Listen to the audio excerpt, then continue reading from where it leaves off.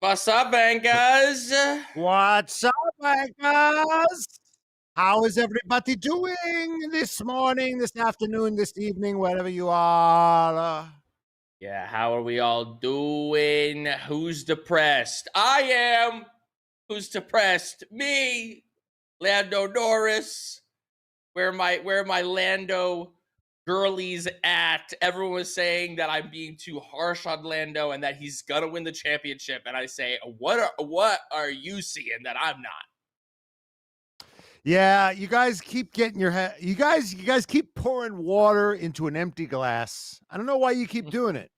Conserve your resources for a receptacle that is willing to receive your love. That's Max right. Verstappen, that is a glass that is titanium. Pour all the love. Yeah. Yeah.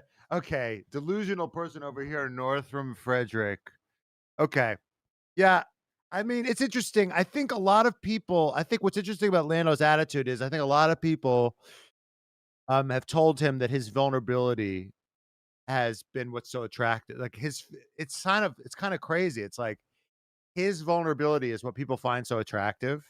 And people have probably reached Right. out to him. He's got a lot of people to come to him and being like, whoa, you're so vulnerable. You're so exposed, and it's why I like you, and that's why I think he doesn't wanna change, 'cause he understands that that's ironically the thing that's killing him is the thing that makes him so popular, and to criticize his vulnerability, people say, "Well, that's toxic," right? To say, people have seen too many movies, right? People have watched too many movies where the message is, "Just be yourself," right? "Just be Right. yourself, and she'll have to like you," right? But I Mm-hmm. think what's interesting is when people say, "I love Lando when he's vulnerable," they're missing like a fundamental point. Is Lando's in a shoal of sharks. Mm-hmm. Lando's part of a shoal of sharks, and they just go, "Wow, I just love it when Lando the shark stops swimming. It's just so brave." Yes, it's brave when a shark stops swimming. But you know what happens when a shark stops swimming? It dies, and the other sharks freaking eat it. They eat the shark. So Mm-hmm. while it is good to be vulnerable, while it is good to stop swimming all the time, it is good to take a rest, to reassess, to check in, to reach out to your friends when you're vulnerable. In the shark shoal that is Formula One, you can't stop swimming. You cannot show vulnerability. Cannot. Sharks eat each other when they see a weak shark. He's Yep. a shark. He's a Sebastian shark. Vettel. Sebastian Vettel. Sebastian Vettel, right? Yeah. He came out and said, "Well, it's so brave of him." Sebastian Vettel didn't do any of that crap when he was winning 4 championships. He Yes. started getting real and messing around with bees. When he started doing that, we started losing. Yeah, as he was heading towards retirement, he like softened, and now the impression that everyone has of Sebastian Vettel is what a nice guy. When he was winning every race and flashing that number one, people didn't think that he was a nice guy. So Lando has Well, plenty of time to be nice and considered nice and considered vulnerable down the line. But we got to tell the people who we are if they don't know. I'm assuming they know who we are by They what know we who we are. say and what we do. Our names are this- irrelevant. They're labels that our parents gave us a million years ago. That's so But true. yeah. But my let me just say this is the Motorsport live stream. You're here. It's the race center. It's new. This is built for the fans. There's going to be a bunch of fan interactions. There's going to be surveys. There's going to be gas or brakes. There's going to be quizzes. An F1 fan survey that you got to fill out so that people know that they can make this and continue to make this the best viewing experience for you guys watching the races. Anyway, back to what we were saying. What were you saying? That and I'm bleeding out of my knee, so I'm gonna go get a tissue. But I'll be right back. What was I saying? I was saying, right. Do you think that Sebastian Vettel would have let Oscar Piastri through in Hungary? You think he would have let him through? You think he would have done the team order switch around? You think he would have done that Absolutely not. We know from Multi 21 that he is not a nice guy at all. So Sebastian Vettel is actually being a big fat hypocrite by supporting Lando now. It is convenient that Sebastian Vettel sitting on his hill in his white ivory tower with 4 championships to be like, whoa, it's so brave. So brave of Lando to be vulnerable and a nice guy. Sebastian Vettel would have eaten Lando for lunch. Would have eaten him for lunch if he was still driving in his prime. He would have loved hearing Lando be vulnerable because he would have said, oh, I know how to get into this guy's head. Yeah, it's easy. ridiculous. This will be easy. It just pains me. It pains me. What's also kind of a part of the vibe is that I'm like, I want Lando Norris to win a championship, and it feels like these other people don't. They just have blind faith that the way that he's been doing it is going to work. And I know for sure that the way he's been doing it doesn't work. So something's got to change.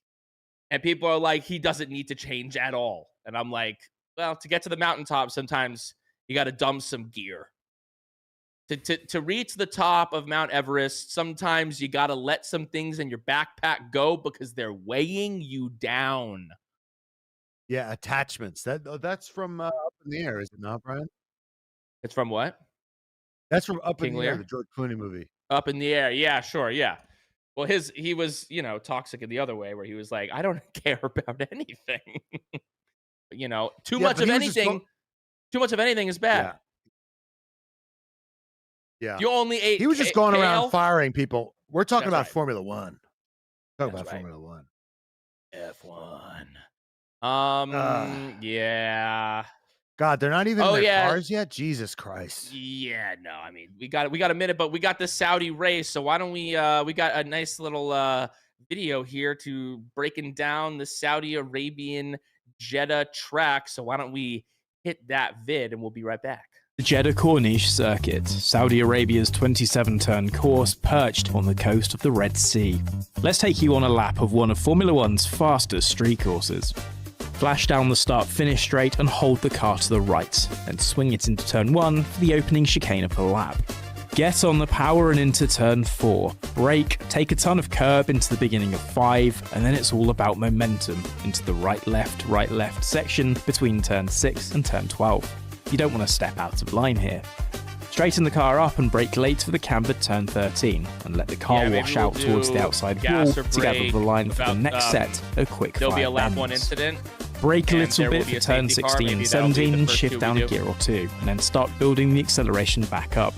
Get DRS on after turn 19 and weave your way through the back stretch, then slow the car down a little bit as the circuit tightens up for turn 22.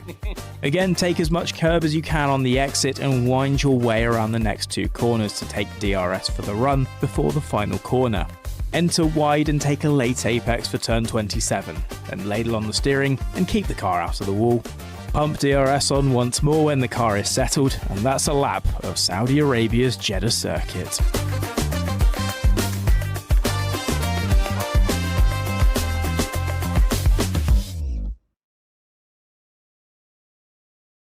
Hey, my mic was on. I get it. Okay. I get it. Yeah, you did hear that gas or brake is coming up. This is the Jeddah track. It's a crazy track. Is Jenny producing the show from the open Discord? Yes, she is. That's crazy. But she's trying to be subtle about it. Did I hear gas or brake is coming up?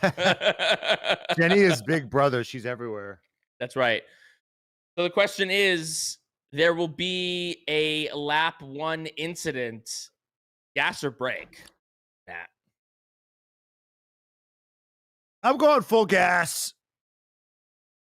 Although there's been surprisingly few. So part of me says there should be none, but part of me says we're overdue. We're due. I think we're due, baby. Yeah, I think we might be due as well. I'm going to go gas on this as well. I guess my question is, who's it going to be between? I just feel like that middle of the pack, I think the front runners might be fine. It's just when that, 7th Or to you could get 12th. that or you get that concertina effect on that big turn, that first big turn. Mhm. Not maybe you have that first chicane, but then you have that big left-hander. Right. That could cause a concertina effect. Yeah. I mean, we Ooh, got yeah. Hadjar next to right behind Lawson, Yeah. right behind Lando. I mean, Lando could get caught up in some chaos in lap 1. He needs to make sure that he keeps it clean. He's gonna be driving. You think he's gonna be driving safe, just trying to get through, or do you think he's gonna be aggressive? I think he's gonna be aggressive, which might backfire. I The think thing that is, if you drive, it's tough. You got to yeah. If you see it opening, you got to go for it. Because if you're Mhm. passive, you could get taken out too. Right. Like you have to go for openings if you see them. Totally. No, there's a middle ground between. You know what It's I'm like when living for, though. You know what I'm living when my mom, for. sorry, when my mom drives on the highway, Yeah. she like doesn't like to go fast. So then she'll Yes. drive like 20 miles under the speed limit. And my dad's always like, this is more dangerous. This is more dangerous than going fast. Why does she ever drive if your dad's also in the car? Sometimes she picks him up or something like that. But like she rarely does. But like also he's like, she drives alone sometimes. So he's just like, it's more so like, you can't do this when you're alone, you know? You know what I'm living But for? yeah. I'm What? living for the idea of. I know it's sacrilegious, but I Yes. am living for the situation where Red Bull deploys Yuki Tsunoda sacrificial lamb, Mm. Yeah. and Yuki Tsunoda does what Magnussen did last year. They were talking about this scenario where What Yuki did can like Magnussen just do? remember when he held Oh. up everybody for Hulkenberg to get 1 point. Mhm. Yuki Tsunoda could screw up his entire championship. He could drive 3 or 4. He could like because there's that bottleneck part where no one can Yeah. pass. He could drive that part. He could drive 3 or 4 seconds slower a lap during Right. that part and just screw Lando out of this championship. Right. Because I think if I'm Red Bull, I'm worried about Lando, especially if Piastri gets Max. I think it's very possible that Lando can get all the way through. Right.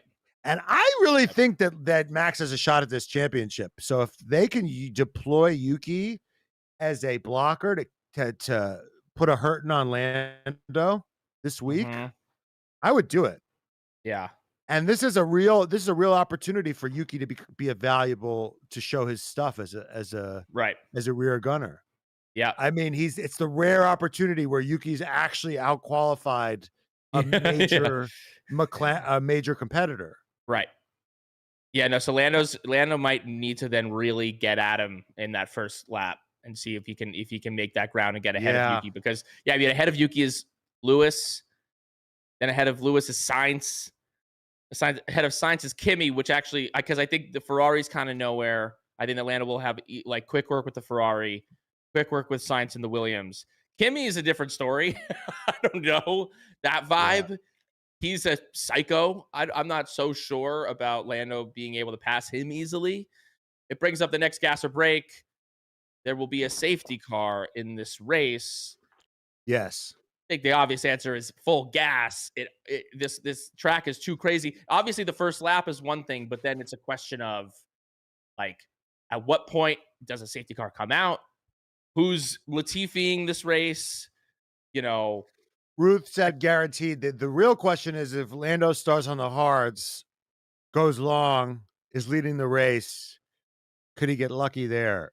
Right. Yep, that's a good point. Yeah, I'm curious what Lando will what tire he'll be on. I'm curious what tires the people will be on, because it seems like the They want to start softs, him on a higher tire. you would think. Oh my right? God. The Saudis have really stepped it up. I think it Why? was Saudi Arabia. There was I saw one clip where there was they were somewhere in the Middle East. That's all I know. Yeah. And the orchestra was so atrociously bad. Oh You yes, see I all remember the this. Yeah. drivers just fighting not to laugh. Yeah. I mean, I think they really leveled it up, but it was just like it sounded like our middle school band. Where are you watching the broadcast right now? Yeah, dude. Where are you watching it? Am I so stupid? On F1 TV. I'm on F1 TV, but I'm not seeing it even being available. I'm listening to the dulcet tones of Laura Winter and Alex Brundle. Jealous. Oh, the pre. Oh, you're watching the pre. Oh, wait, the live. Yeah, pre-show. Watch this. What's the pre-show? Oh yeah. Seeing. Why does Alex Brundle always look like he's on something? A little bit. He's very high excited. on Formula One, dude. He's always like, that guy doesn't need. That guy which doesn't need tire will they be using? We just don't know yet. It could be anywhere, any tire, any tire at all.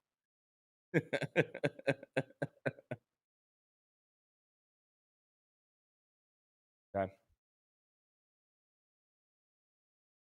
Well, as we get into this, we're going to explain to you guys what the F1 fan survey from Motorsport is all about to try to make this the place where you watch every F1 race. One should evolve from here, because right now it's your chance to say exactly what Formula One should focus on, because they will see this and they will take into account what you say. For example, how much do you care about the lifestyle and fashion of F1? Do you watch Twitch streams? Follow your favorite drivers or teams on TikTok? Does having a race or driver in or from your country make you care more? Do you support a team, or are you ride or die with a single driver? Formula One and Motorsport are partnering on a survey that asks the good stuff that actually matter to fans like you. So click the link in the bio, take the survey, because they will see it. I guarantee it.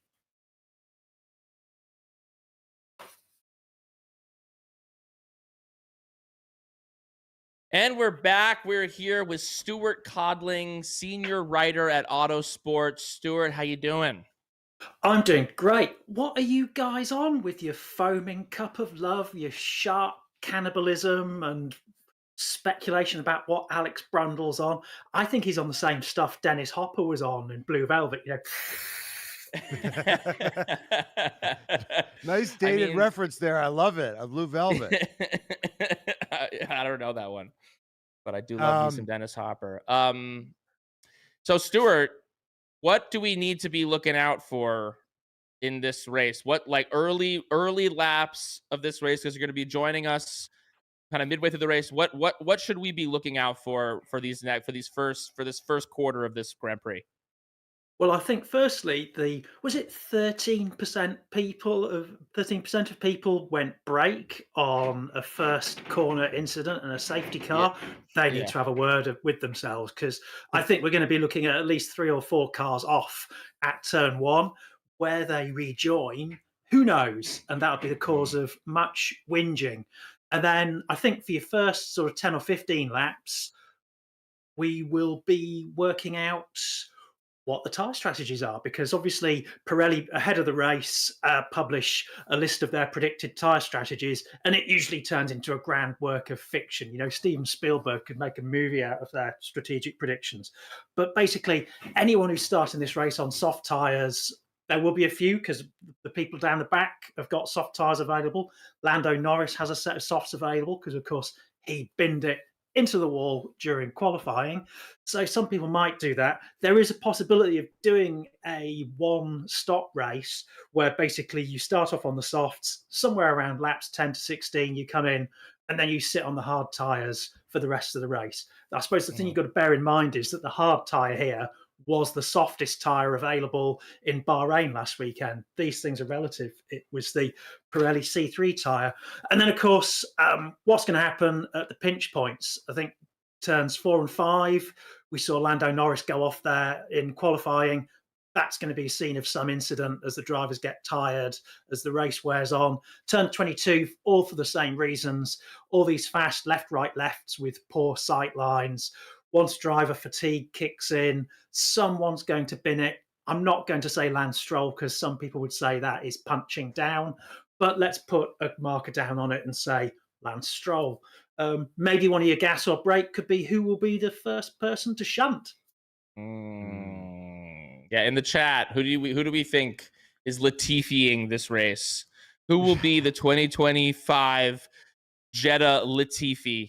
I love it that you've turned that into a verb. It's a verb. To It's a verb. Latifi or not to Latifi? That is the question. What do you think Lando's strategy is going into this race? Do you think he's starting on a harder compound? You think he's starting on a softer compound, trying to fight his way through in the beginning? You think he's starting on a harder compound, trying to go long? Well, it's going to be one of those two things, isn't it? I'd hate to sit on the fence, but we'll find out when the wraps come off. The soft tire does give you an advantage at the start, but he's got Yuki Tsunoda in front of him, and as you guys speculated, he could be a mobile chicane, as the great commentator Murray Walker used to say.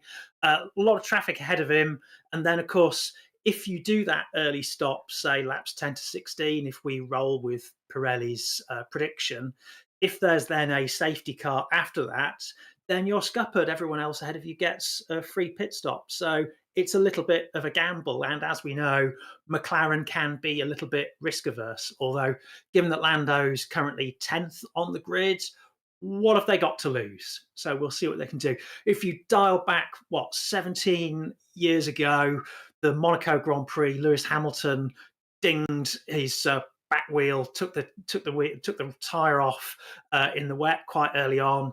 McLaren did quite an adventurous strategy to fuel him for the rest of the race, and he ended up winning that. So stranger things have happened, but I think we're in for a more exciting race than we had in Japan.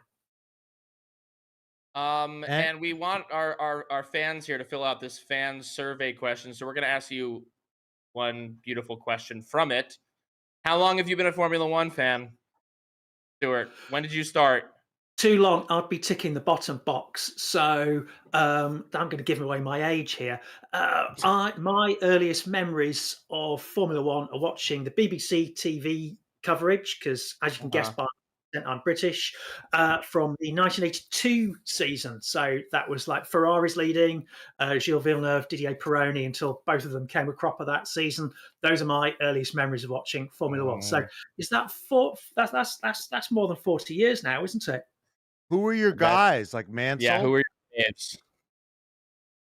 I've got to admit, I was a Derek Warwick man. He was my favourite driver because, the Brits and whatnot. And then I shamelessly abandoned him in favour of Nigel Mansell when Nigel got big. The thing with Nigel Mansell, though, there was always drama. He couldn't even get on the podium and lift the trophy without cutting his hand on it. So there was that Detroit race where he ran out of fuel and pushed his car over the line, and then theatrically that was so fainted in the pit amazing, and he lane. fell. Yeah, right. In the 100. What did you? Heat. What was your impression of those couple years where he was with Mr. PK Mansell battles? I mean, was that crazy to kind of like watch and live through in real time? Oh yeah, and of course we didn't know that PK had a massive concussion when he had his off at the Tamburello at Imola that year. He banged his head and he couldn't see straight, so he didn't know where to brake, and he still managed to take the title down to the wire. And so in Britain, look, he was a bit of a villain, but I did interview Nelson a few years ago, and I didn't admit that he was a villain at the time. He was a very funny man, slightly mischievous, and certainly a deserving world champion.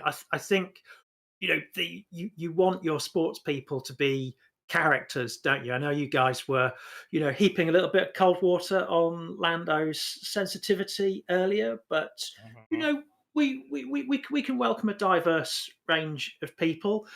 In terms of being nice, I'm with the late Patrick Swayze from Roadhouse, and I say, be nice until the time comes to not be nice. There you go.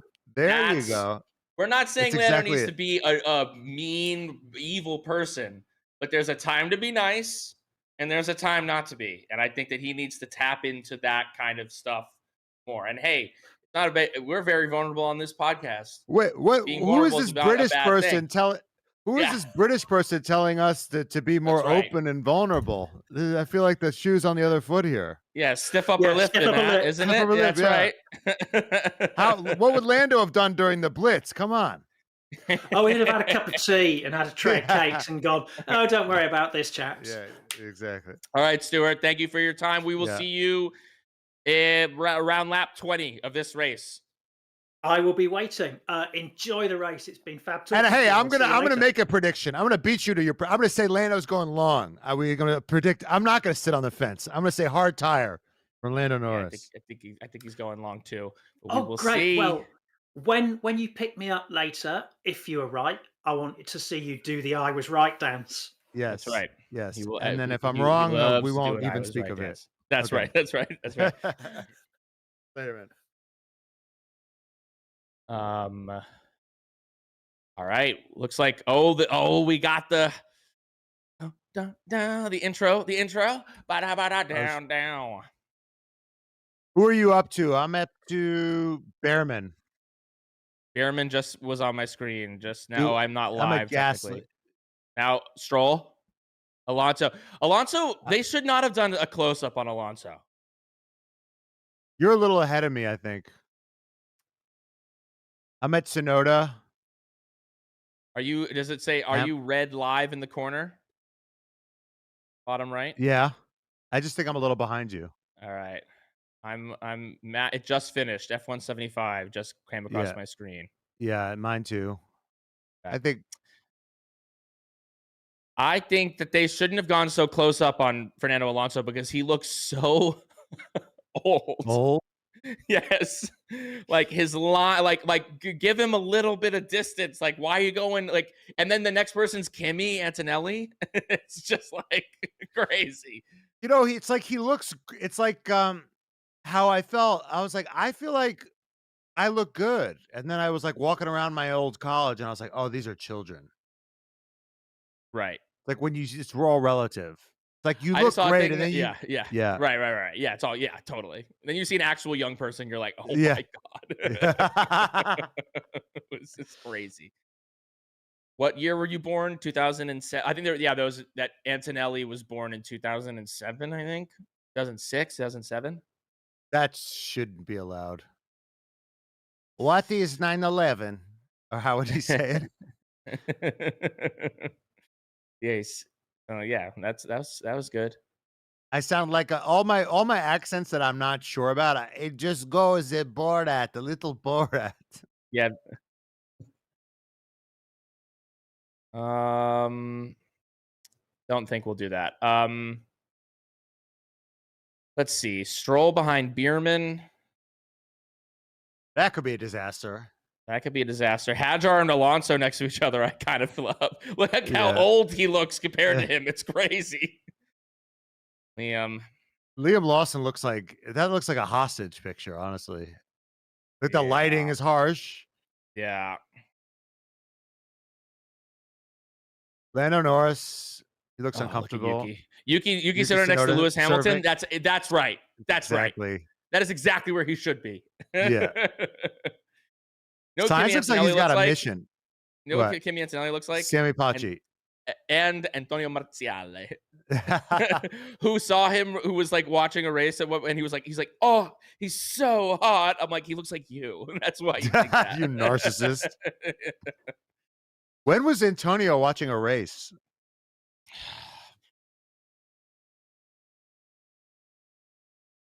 We were watching like highlights. I was like showing him I was like, oh, look at this is who's here. This is who's here. He was like, oh, who is that? So hot. Like, don't worry about it.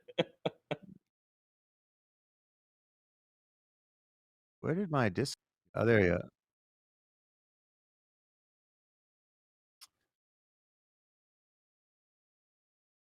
Lando Norris. All right, do we see? Oh, look at the twinkle in his eyes. Look at the twinkle. Yeah. I mean, he's like, so cute, dude. Well, he's like, this is where I belong. He's like, I belong here. I feel comfortable here. Yeah, I shouldn't be in a good team. I'm bad. I should. He's be like, I'm about to make up so many places, and everyone's gonna say, well, he's like, I'm about to win driver of the day.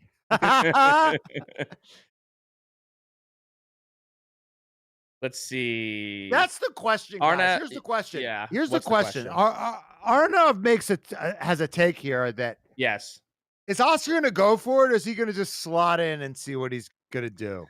That is the kind of question. How aggressive is Oscar Piastri going to be at the beginning of this race? It'll show us about his mentality.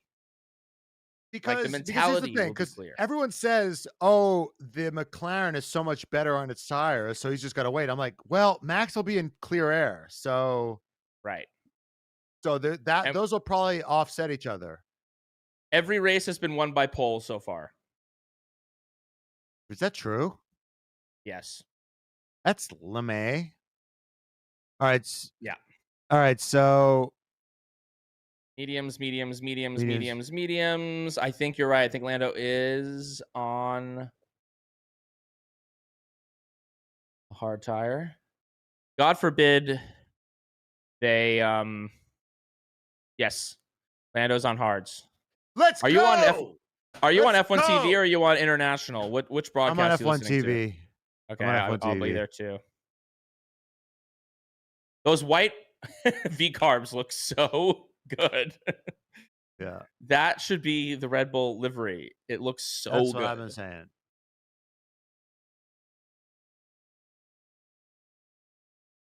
Lando Norris on hards. Yes. Who's the guy? You're right. Stuart was his name? Yeah, Stuart. Stuart was on the fence. Stuart was on the fence. Going hard. Let's go. Let's go.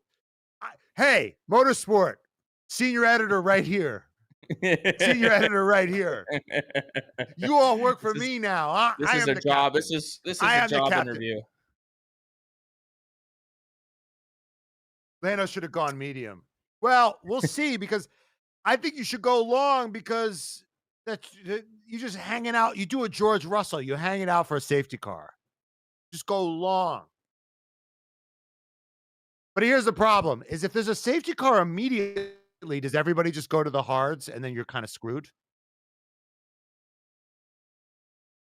I guess if it is the kind of situation where like the hards can last the whole race and the tires don't actually deg.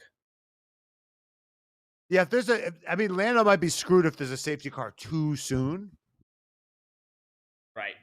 Yeah, Because then he's got to switch. Then he can't do a hard. Then he's got to switch to like a medium and then go the whole race then. Oh, could be an interesting race, you guys. It's a good thing. It's a good thing we're all watching it together. I'm living for the Giga Sonoda, those extra wide Sonoda. That's what I want. That's right. Today. That's all I need. Just handsome Squidward jawline taking up the entire track. Who gave Jacob Seltzer? Who gave Jacob Seltzer the motorsport emoji? Jesus Christ! Somebody take it away from him.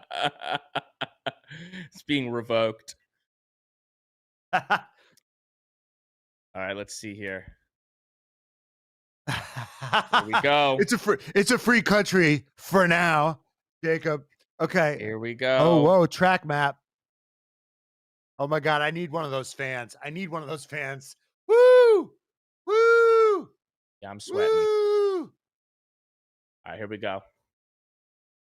Here we go. Holy crapola.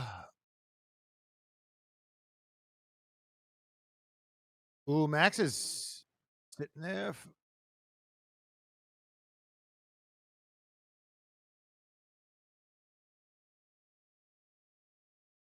Coulthard thinks Oscar's gonna play the long game. I've never seen that from him. Yeah. Do this. I've never seen him. Woo! I got chills. They're multiplying. Oh my God. Come on, Bortoletto. Take your sweet time. Jesus Christ. No one, you're irrelevant.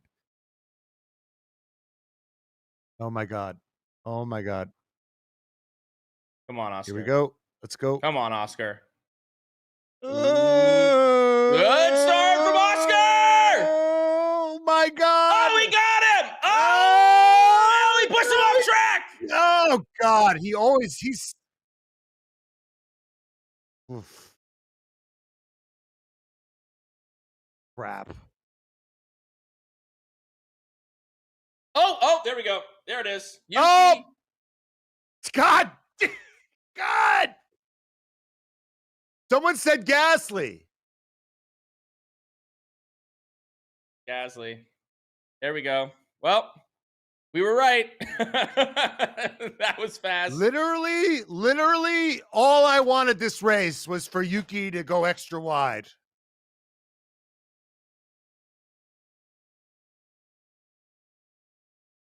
They're gonna have to. There's so much debris on the track. At least a safety car. That might be a red flag. Now, Max is he's so clever. He might not even give it back. Yeah, well, it's a question. Will he have to give it back? Or will he just be like, I'll just take the 5 seconds and keep the clear air. Yeah, maybe. All right, let's see. Oh, Gasly. Gasly was trying to pass Yuki. Terrible move. What are you thinking?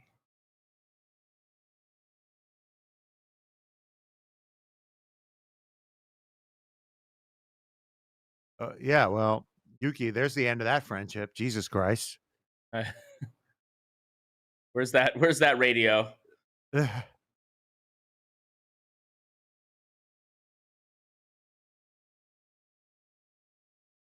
Hello from the outside. So who did? Oh, yeah. It's both of those guys. I was like, who did Lando get ahead of? And I was like, the two guys in front.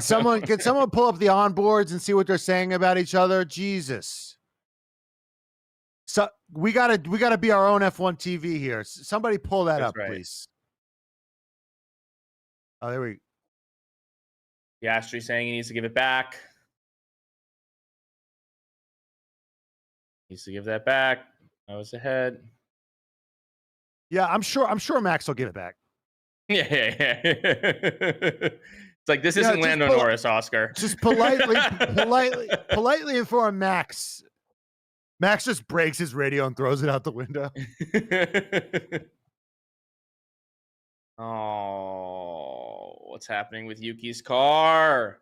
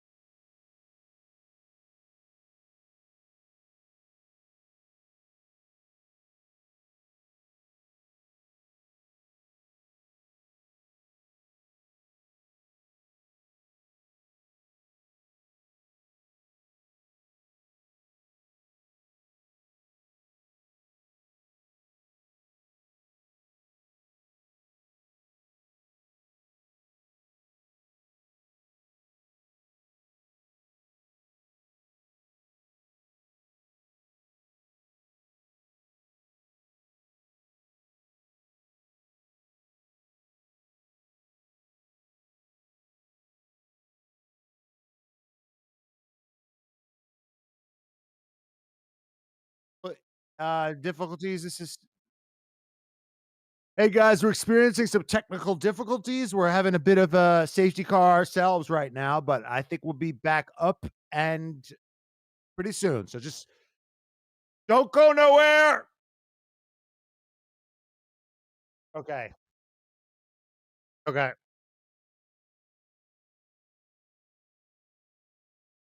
Yeah.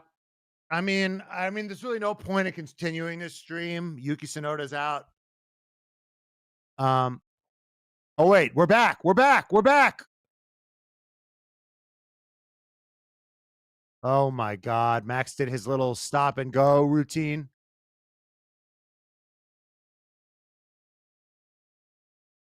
Did 5-second penalty. That's it.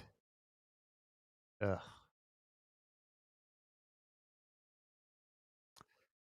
He's such a mafioso.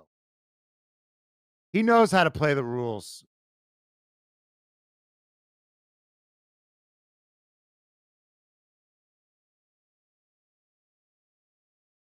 It's definitely worth it.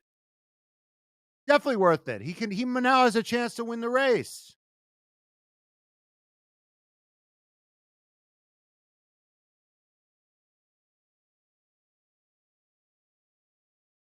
Clear air is worth way more than 5 seconds, especially when you have a tire disadvantage. If he let Oscar go in front of him, the race is over. Crazy.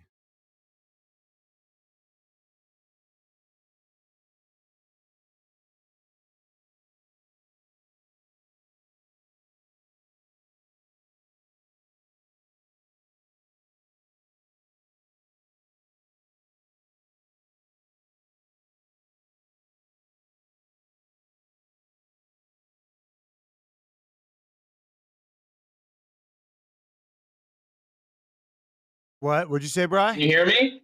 Yeah. He's I back. thought I was on this whole time. No. I'm sure you. What were you saying? That's what Max makes. Well, now you're kind of in and out.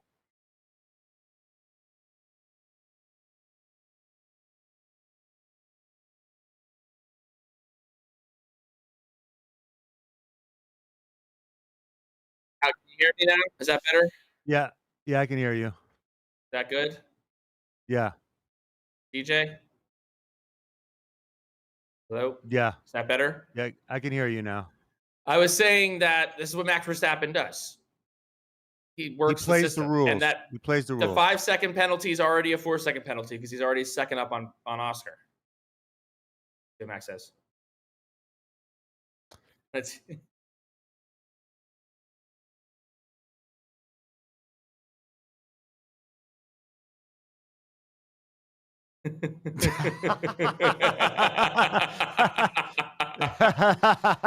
perfect. Perfect. He's No like notes. a tax. He's like a tax cheat. Yeah. He cheats. He figures out all the little loopholes to cheat his taxes. All right, Oscar's in the DRS range. He's in the DRS.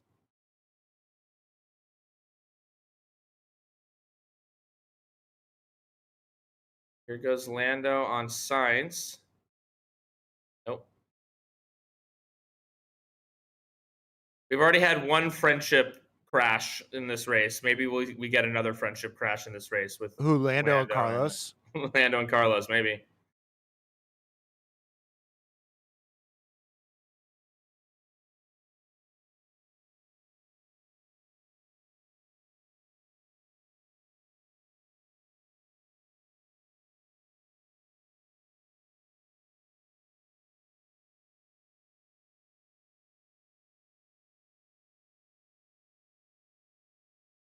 Let's see.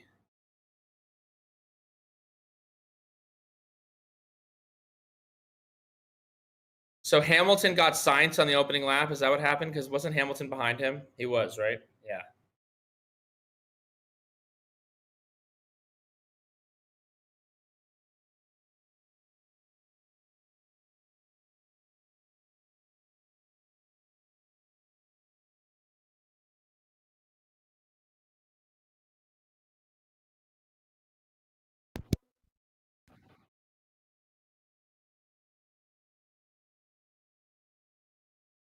Well, I think it's really huge that Lando. I mean, he didn't really make up places as much as 2 people ahead of him Yeah, crashed. 2 people just crashed. He didn't pass anyone.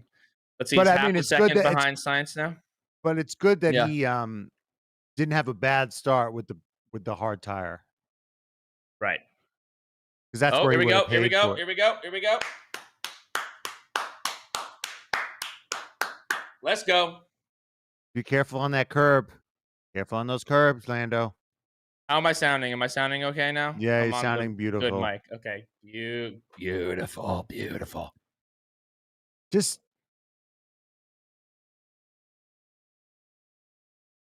yeah, signs. You're just racing Alex Albon. We know. We understand what that means. Yeah. And now Alex Albon is right behind him. Yeah. I wonder if they'll let the boys fight or not. Which driver famously won It's the not looking good. 1926 It's not Formula looking One good World for Alex. Champion by chip by a single point? I know the answer to this. Wait, I know the answer to what's this. the quiz? There's a quiz. Who won the 76 F1 championship by a single point? Oh yeah. I know the answer to that. And how many? And bonus question is how many points did the winner have in that championship? The answer: 69. Nice.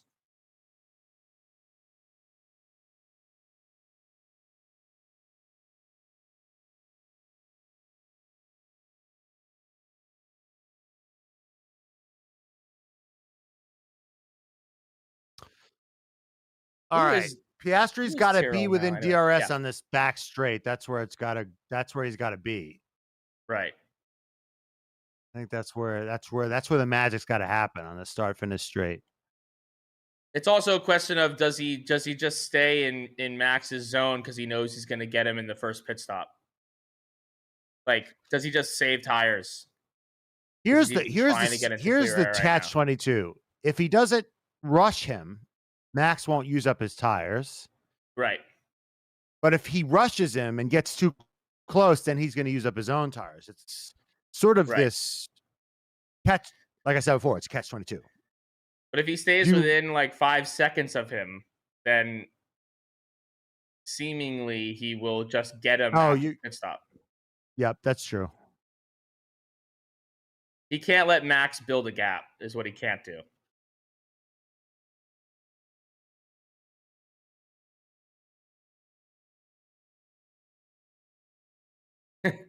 Will they let the Williams boys race?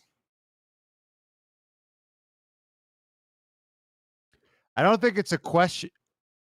I don't know if it's a let them. Oh, they're in a double point situation. James Vowles would have an aneurysm. Right. Well, they might just say, like, let's hold on to these places, you know? Yeah, Albon's like, just let me get ahead first, and then we can hold on to it. Yeah, like, that's totally fine. 8th and 9th is great. Just let me get 8th. Where? Yeah, exactly. Yeah, that's fine. I'm just a little bit faster, though, so... And I think I could get Norris. Albon's like, I think I could get Norris. Yeah. Let me try to get Norris. I'm a little worried about Alex Albon. I think the tide might be turning. It's caught up with him, maybe. Well, Yeah, I we'll think see. whatever it is that I think Happy learned how to putt a little bit. Yeah. I still think they'll be close this year.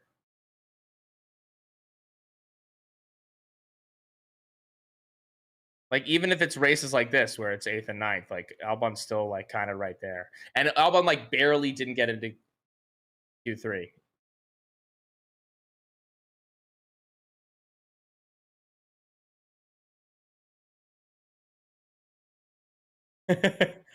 I love Max.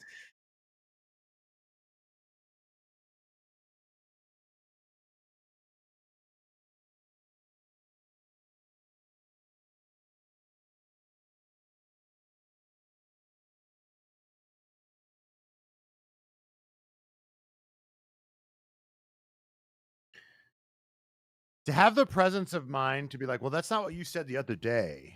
Yeah. All right. All right, here we go. It's coming up on him.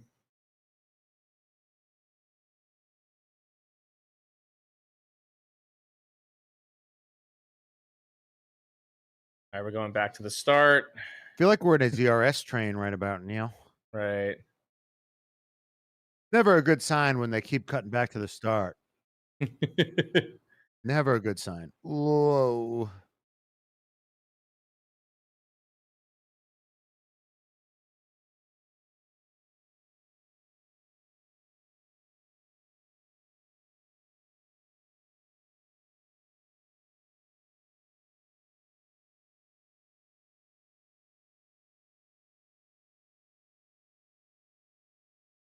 Okay. Sure.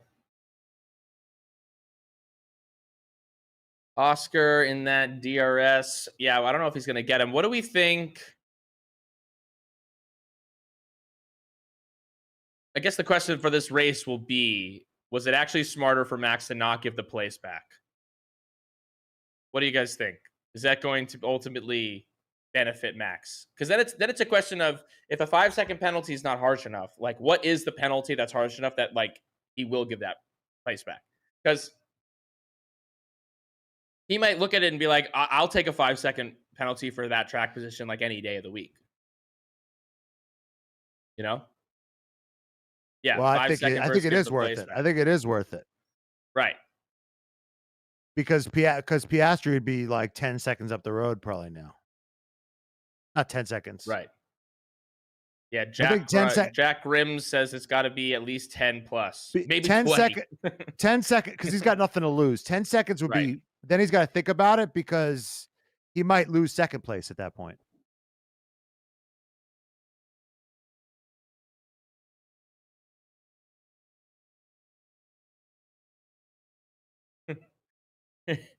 Albon has been He's been so sassy on the radio this year. Was that James Vowles? I don't think so. Oh, was the engineer. Hey, can we just be careful of Sainz's precious rear? Yeah. Our precious baby remember, angel. we have the franchise ahead of us. Yeah. just be mindful of the franchise we have ahead of us. Apparently, Hadjar was told to lower his tone on his radio. Check your tube. I know, I saw that.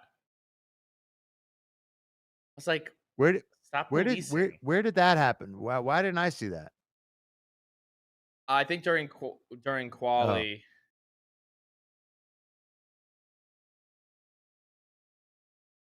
All right, here he is. Oscar's on his tail. Oh, all right. Now he's within here we go. DRS. He's in the DRS. All right, Lando on Lewis. Not really making ground. It's I mean, I think we're in the era of dirty air now. Right. See what Norris says.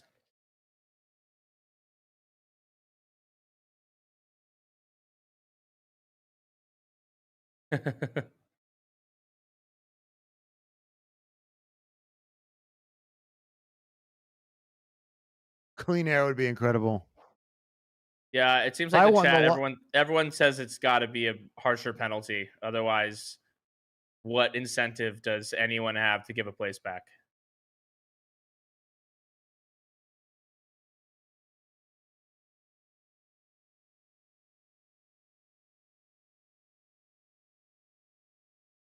George Russell is like the loneliest man in the world.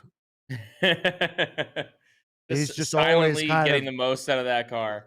Yeah. Just silently in third place. Yeah, she's on him. Come on. I don't know, Piastri. Just get him in the pit stops. Don't try anything Lando stupid. On Lewis. Guys, should Oscar try him, or should he just get him in the pit stop? Yeah. Oh, he got him. Lando got him. Yep. We didn't see it. Why would we see it? No, they showed it. They showed it from. Oh, and Lewis gets him back. Damn. And I was like, that's not what is supposed to happen. That's not fair. That's brutal.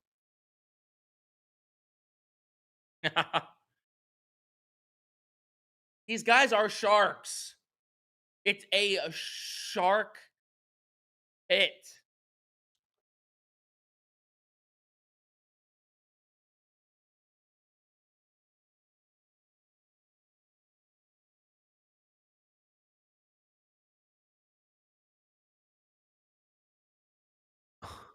Is that a Remember Red this Bull? race Not this sure. race in I love 21 this was Red so Bull amazing. fan.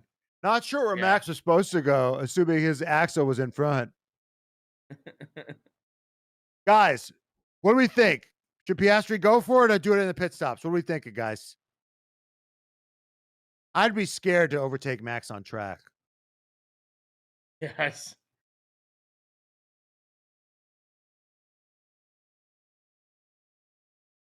Yeah. Yeah. the Red Bull fan is like, Oscar should go for it. He should totally go for it. I think that'd be a really smart move for Oscar to do that. Oh.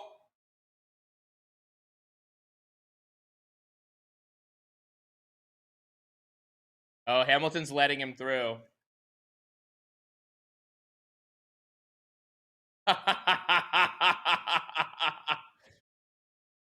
Wow. Dude. Chess versus checkers over here. Literally. Hamilton's like, really? You want to pass me here? Okay. Yeah, Go ahead. it's like pass him on the main straight.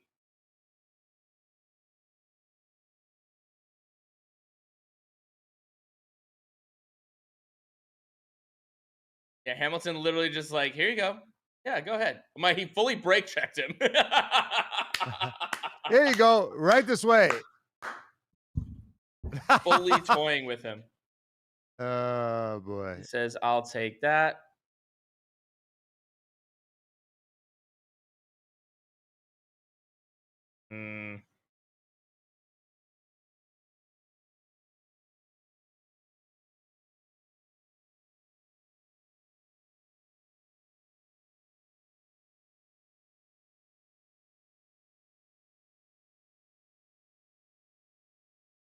Lando saying,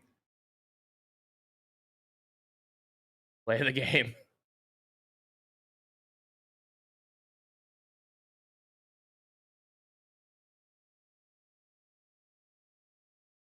There we go.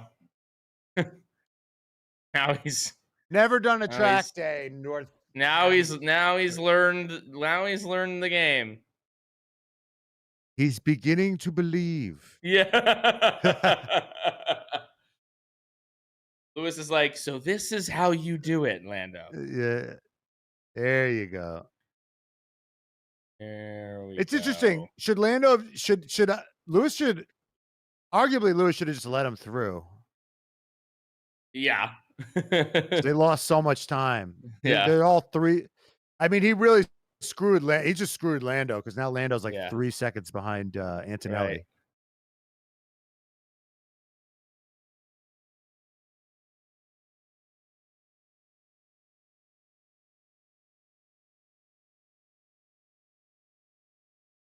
But he's got clear air. Not clear. Yeah, one way to get clear air is to just go very slowly initially. Right. Liam Lawson.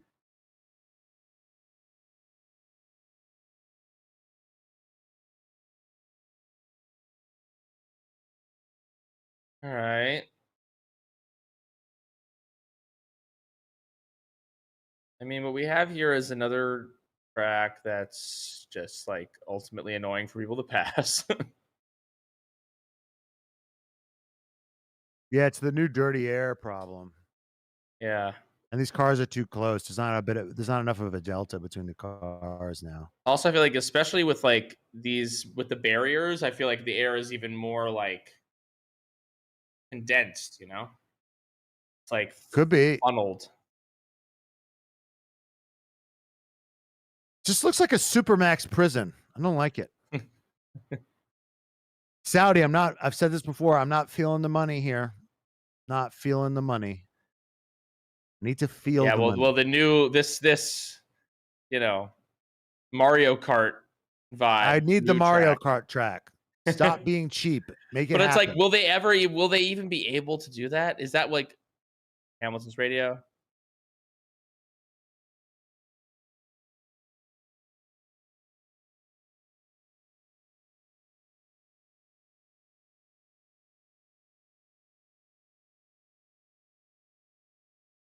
So we're getting towards. I wonder what's the pit window for Oscar those says he's starting to mediums. struggle. Sure, is that Mm, you? yeah, I think so.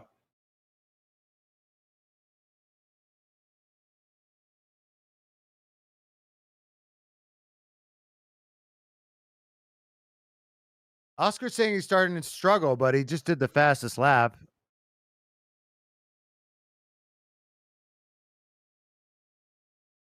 Yeah.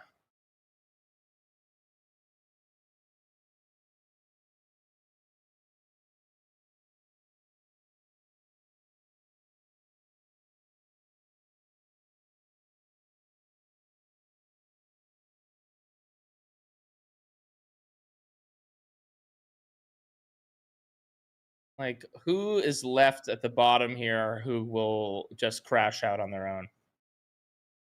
The Oscar. I mean, we got Bortoletto, we got some Hajar, Yeah. we got some rookies. Plenty of rookies doing.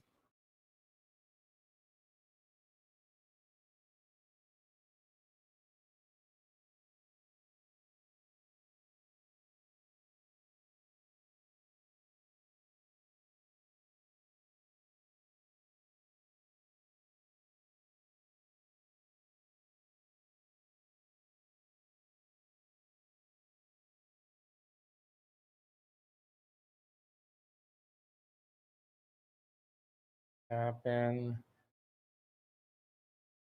Yeah, now Max is up. So that 5-second penalty is now a 2.5-second penalty.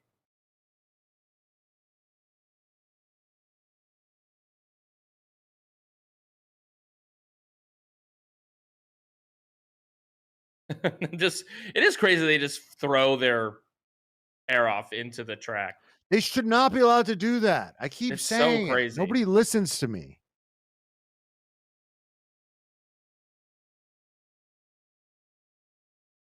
Yes. Yes, Coulthard. Yes, yes.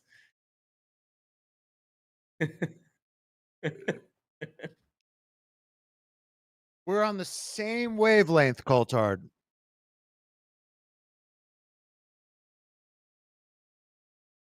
Oh boy.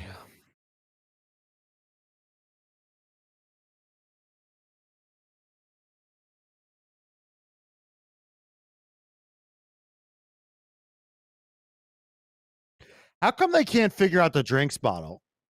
Yeah, I know. I think They're always they like ultimately water in the don't. helmet. I think they ultimately don't care about drivers' well-being. It's like literally they put none of their engineering genius into how do we get these guys to be able to drink? Yeah, I think that's Every what week it's a Hajar drink Hajar spot. was like, guys, the drinks thing is broken. Like, I just don't even want it anymore. And then they were like, easy now. Calm down. All right. All right. Lando's on Antonelli's tail now.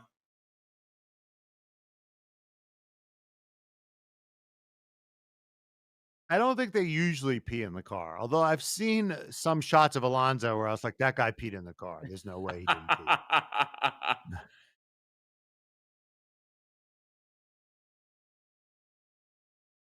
Especially in like a Singapore, it's like it's already wet. Why not? Here we go. Here we go. Lando gets Antonelli. I hate that view. Just show me the whole car, please. I know. I Just show know. me the whole car. I don't care about one half of the wing. Just show me the whole car.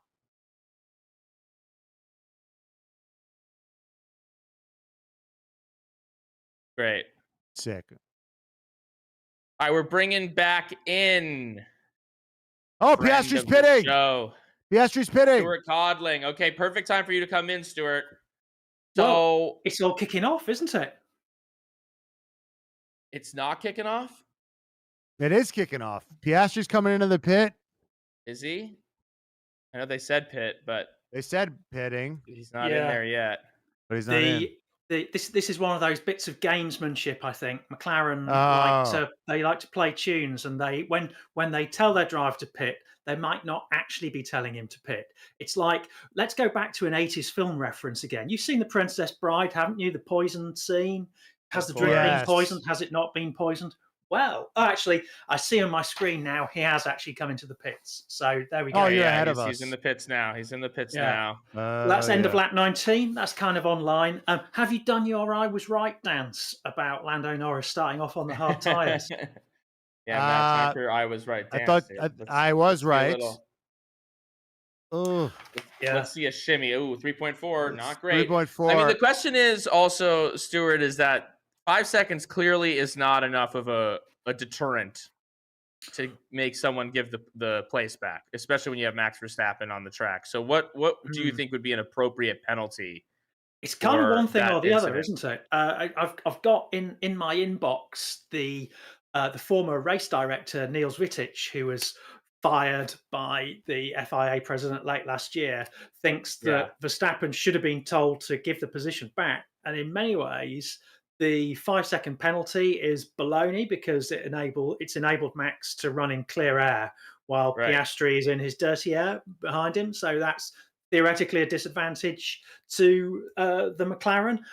Right. I'm at a bit of a loss to explain why they didn't ask him to give the position back. I know Max tends to chafe when he's told to give positions back, but yeah, it's a peculiar one. I suppose race control thought monkeying around with positions at this time might be a little bit tricky, so they decided a 5-second penalty was the best thing. Maybe they were just basically putting a line in the sand to say, if you go over the track limits at turn 1, then we will just penalise you. There will be no sort of, oh, please give the position back. So I think this is all consistent with being nice until the time comes to not be nice, and the time has come to not be nice. Right. So now Verstappen's just trying to put in flyers to cover off this undercut.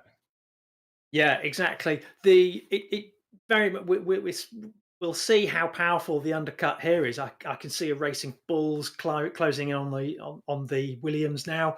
So yeah, it is all kicking off. How on earth do commentators watch what's happening and talk about it at the same time? It's very tricky.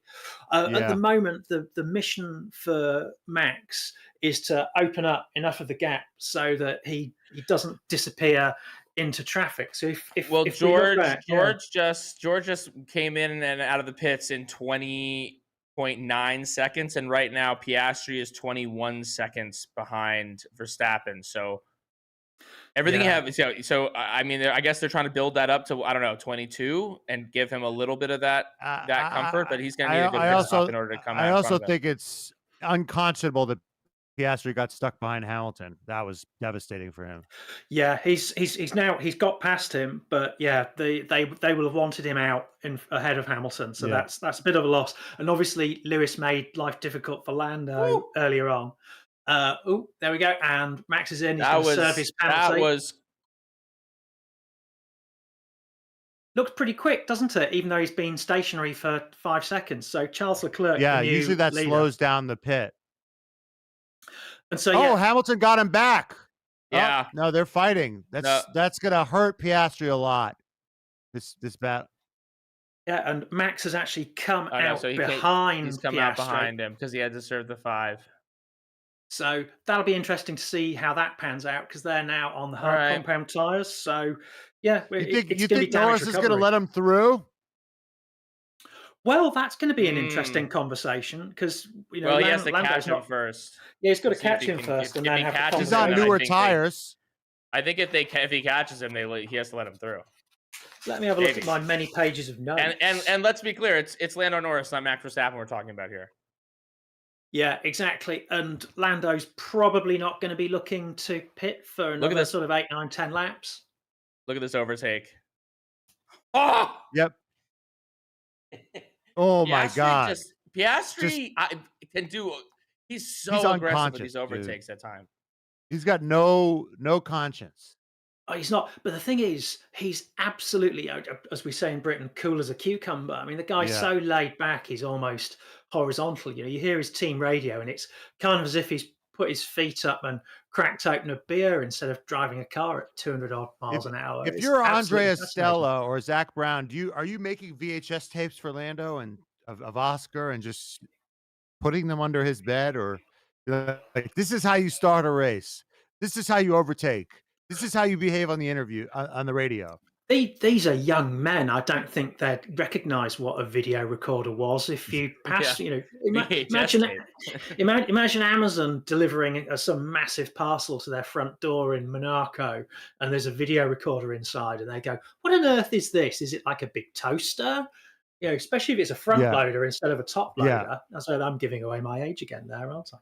So yeah, let's see. So great job by Charles Leclerc at the front, and you know, still sticking it out on those medium compound tyres. We'll see how long he can make those last. Where's my notes? Well, yeah, let's see how George is Verstappen and saying- Hamilton.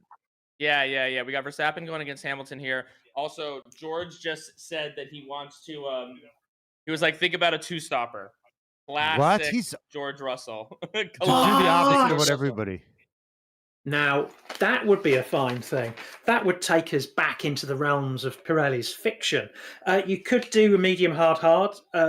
He stopped a little bit late for a Or you would go two-stopper. medium hard soft. You would just Yeah. wait. You would go at the end and Hamilton's like, I can't win, but maybe I could screw up your win. That's right. Well, yeah, Hamilton's just in like he's doing like He's a a spoiler. ball tap as everyone passes him. He's doing like He's in Ralph Nader mode, just spoiling.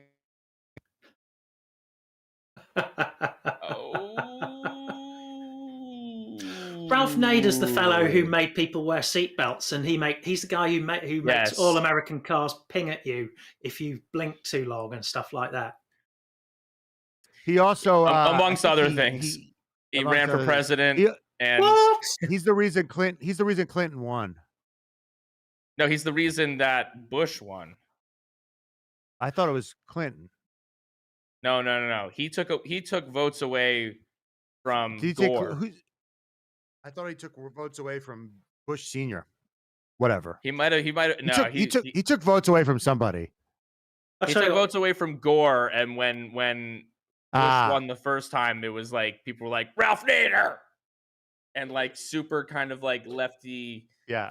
people were like, I Yeah. voted for him. the 90s and 2000s were a bit sort of like an X-rated movie in American politics, weren't they? It was all Bush and Gore. Well, they're Am I pretty right to say that on G-rated your compared to channel? what's going on right now. Yeah, but he's making a pun joke. Di- Bush and Gore. It's a Disney movie compared to what's happening now.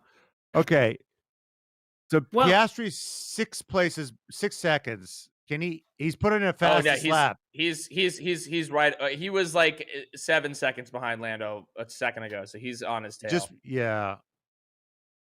Yeah, he's going purple. You think we're gonna get a situation where he's gonna have to move out of the way, or gonna be asked to at least? I think so. Currently, you know, on my driver tracker, you know, because of the vagaries of satellite broadcasting, we're slightly out of sync with one another, and you know, the race is a few seconds ahead of us. But on my data screen now, Piastri's just put in the fastest lap of the race. He's got the fastest lap of the race, 5.7 seconds behind Lando. He will likely get to his rear shortly. Let me have a little look at my other screen. I love having this much data. So yeah, his last lap was 0.6 of a second faster than Lando. So he's going to be up on the back of his teammate inside 6-7 laps. So yeah, all to play for here. I can see one of the Aston Martins going over turn one. I'll take a punt. It's Lance Stroll, isn't it? It would never be Fernando. Oh, would it? Whoa! Oh! That almost just fell right into Lando Norris's pocket and Leclerc. Leclerc and Lando are praying for a safety car right now. Wait, did Bortoletto almost hit his freaking manager? Yes. Imagine the discussion there. It was Fernando. Well, the discussions around the boardroom table will be fascinating there. Alonso just goes, my percentage just went up. I'm taking 11% Yeah. of everything you. He even said "bois," which I believe is the lexicon of Kimi Raikkonen. So That's right. it's naughty. Whoa. Oh yeah. It nearly put him in the wall. Oh my God, he almost killed him. That would have been messy. Lawrence Stroll would not have been pleased after that. Wow. Yeah. Well, He had no idea. He had no idea that Alonso was there. That was like when you're merging and you don't check your mirror and you start merging and there's like a truck behind you. He would have failed that driving test. That was me. Wow. That was me. My first driving test. Like, you do not check your mirror. And this is the battle for 15th place we were seeing there. Not even points paying. Perfect Latifi moment. Oh yeah, you've been Latifi'd. So it's interesting to say, yeah, Piastri now less than 5 seconds. Norris desperately needed that to go down. Yeah, he needed a safety car there. Same with Leclerc. Yeah. What if Leclerc just quietly? What if Leclerc won this race? Yeah. Yeah. And Hamilton finished in 8th. Devastating. Are you saying stop the count? Yeah. That was someone else, wasn't it? But a bit of politics. Let's not go into that. Gets people agitated these days. We wouldn't want a 50% tariff getting put on this broadcast from England now, would we? Yeah. Makes me a lot more expensive. Coulthard's talking about how there's the drag on these tires is minimal, and we've seen that now in a couple races, especially these night races where it's maybe not quite as the sun's not out. We were talking with Gunter about this. Have the Pirelli tires gotten too good? Well, that's an interesting question. They were saying at the beginning of the year, the Pirelli made the C1 and the C2 tires, like at the harder end of the spectrum, less prone to degradation because the drivers complained. Right. They said we want to be able to push these tires all the way through a stint instead of managing them. So Pirelli went, okay, we can do that. So out comes the silver platter with the crushed ice and seaweed trimmings and these new tires on them that last longer. You can push throughout a stint. What do we get? We get a Japanese Grand Prix with one stop and everyone unable to overtake. So Carlos Sainz, I think, said in Bahrain, be careful what you wish for. We asked for these tires that degraded less, and here we are with slightly more processional racing. So Pirelli have actually brought tires one step softer than last year to this Grand Prix. And, right. We're still in that thing. But, as I said earlier on, the hard tire here was the soft tire in Bahrain. So these things are relative. It's very, very circuit dependent. This is a new track. Although it's a street circuit, I think if you were to try and drive your car on it at any other time of the year, you'd probably get your hands cut off or something like that. It's not really used. As you can see, there's no branches of Best Buy or Marks and Spencer or Walmart or anything like that off drivers left. It's very much sort of out up in the Corniche in Jeddah, parked at the end of a new development. So if people are going to be allowed to drive on there, it's going to be a few years in the future. This, Monaco, this is not. So this is a very green track, is what you're trying to say. It is a track. It's and it'll stay green at the beginning of every year until we move out. But this track was always supposed to be temporary. They were building a new one elsewhere, but now the Saudis are saying they might actually keep this one on the calendar. And as Formula One's biggest sponsor, they can say that, can't they? And probably it will be so. So yeah, who knows? Why won't they build the Mario Kart one? What, with like a special lane you can go down as a shortcut and a loop of the loop? No, the one that they have planned, it looks like a kind of like it's all that's raised in the air and it's like on like stilts essentially. Oh, yeah, it's coming. It's coming. 2026, 2027. It's it is under construction. They are looking to build it. Let's face it, they've got the money. It's a very deep pocketed regime.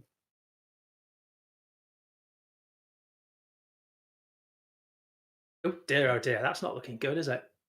So, Stuart, what should we be looking out for the rest of this race? As we got this different tire strategy. Well, What are the things that we should be looking for? I want to see what happens with Leclerc and Norris, who, of course, out front now, P1 and P2. They've got Piastri behind them. Piastri now 3.9 seconds behind Norris.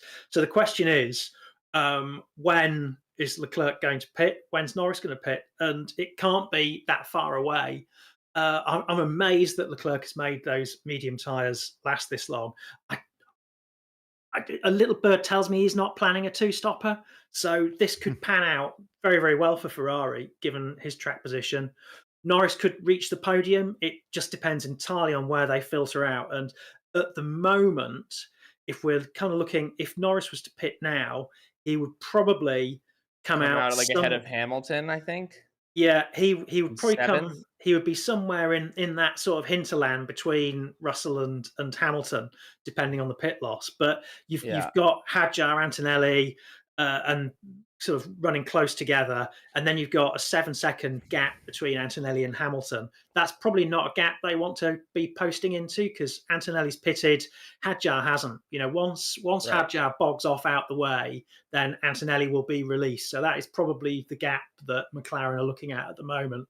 In terms of Stuart, what's to stop Lando and Charles Leclerc from hanging it out 49 laps? Just wait and see what happens. Well, Charles has just rendered that question slightly moot, because he's pitted. So no. But in theory, what's to stop? Nothing, just tire life, isn't it? And then they could stick it on. Lando. Well, now Lando's in first. Lando's in first. What would stop him from just hanging it out? Absolutely nothing. If he can stay consistent, he's doing 133s. His teammates doing 132.8s. So Oscar kind of roughly half a second faster a lap than Lando. They're not going to enjoy that gap.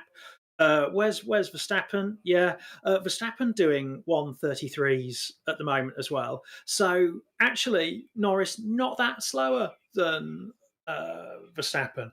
What they might be doing is looking to pit later, and of course Lando has that set of soft tires available to him that he didn't use in qualifying because he had that prang. So they might just be hanging it out.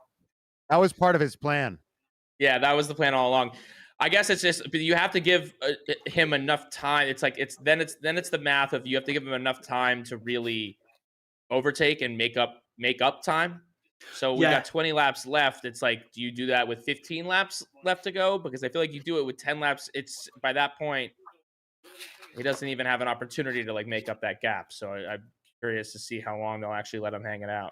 Yeah, you know, it depends on if he were to hang it out that long, it would depend on where he filters out and how much work he has to do to pass the traffic. Because obviously, if he does go to soft tires, that will give him an advantage. But if he's sort of got cars ahead of him that aren't going to be stopping, he might just take all the life out of those tires getting through that traffic before he gets to the back of the likes of Verstappen and Russell and that sort of thing. And I think people weirdly overlook George Russell at the moment. He's kind of like the ninja. I know he's got a really boringly coloured car that you almost don't notice it's there, but the Mercedes is quite vice-free compared with, say, the others in the chasing pack. And George Russell have been so impressive over these opening races.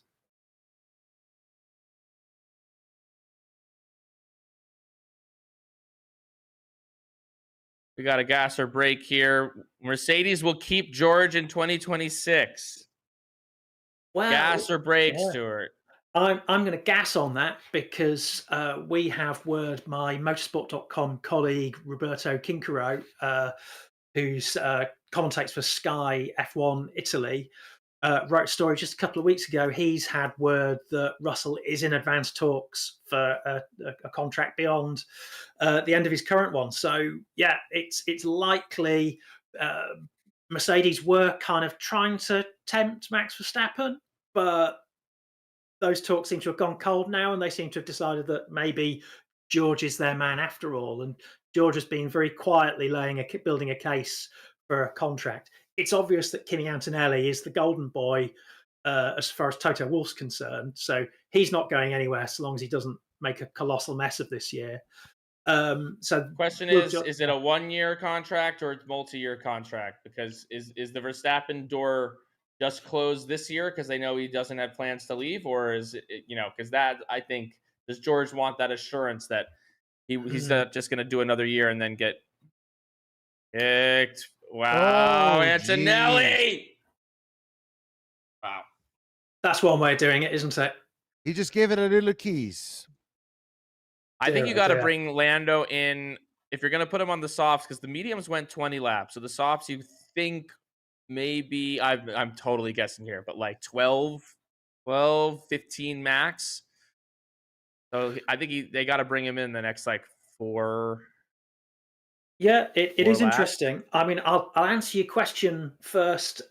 We'll come back to your foaming cup of love Yes. that you were discussing at the beginning of your show. We will find out how foaming Toto's cup of love is for George if he Right. gets offered a 1-year contract. Because like a 1+1 is basically it's like when your plane comes in a holding pattern. They're kind of keeping you on, but they're waiting for something better to come along. They're waiting for a better offer. So if you're offered a 1+1, then that's a team's way of saying, yeah, we like you, but we think someone better's coming along shortly. So we're going to keep our options open. So that's Is part an of the interesting reason one. George, I know everyone's saying George is so great, George is so great. Is George so great, or does he just have a worse teammate now? Well, that's an interesting question. Antonelli is very highly rated, what but I'm he here is for. learning. So we're back to Nelson Piquet again, aren't we? Some people used to say that actually when he was world champion, it was all because of the car, and actually a quicker driver in those cars would have nailed the world championship quicker. These are the great imponderables of Formula One, aren't they? It's unless you put two known quantity drivers next to one another, it's very tricky to work out where we're at. Right, because George Russell was decent last year, but he was spottier against Hamilton, right? He would out qualify him, but his tire maintenance wasn't as good. I would say he was an A- driver against Hamilton. You'd say, okay, he's better in this way, but not in that way. It wasn't like now he's looking stellar against Antonelli. Yeah, George has really been putting it together in qualifying, though, which kind of Lewis wasn't doing last year. And in the races, he's been doing pretty well as well. And he's nailed those elements of time management. I think it was after the Chinese Grand Prix that Toto Wolff said, I don't give out A+ very often, but this was, a proper 10 out of 10 drive by George. So that is an interesting one. On my timing notes, I see here that the gap between Norris and Piastri kind of stabilizing at around 2.5 seconds. So Well, now here's the yeah. question. Now Piastri's starting to complain about Norris's dirty air. Yeah. What do you think McLaren's are going? What do you think they should do? What do you think they're going to do? You think they're going to tell Norris to just pit Norris out of the way now? Yeah, it's still, we've still got quite a few laps left. What, sort of 16 or so? So that might be a bit of a stretch on the softs. I think it's difficult questions ahead for the McLaren pit wall. They want Piastri to win, and they don't want to detract from his effort. At the same time, they want Norris as close to the podium as possible. So I kind of say, it's a cliche to say between a rock and a hard place, but they are trapped between a rock and a hard place.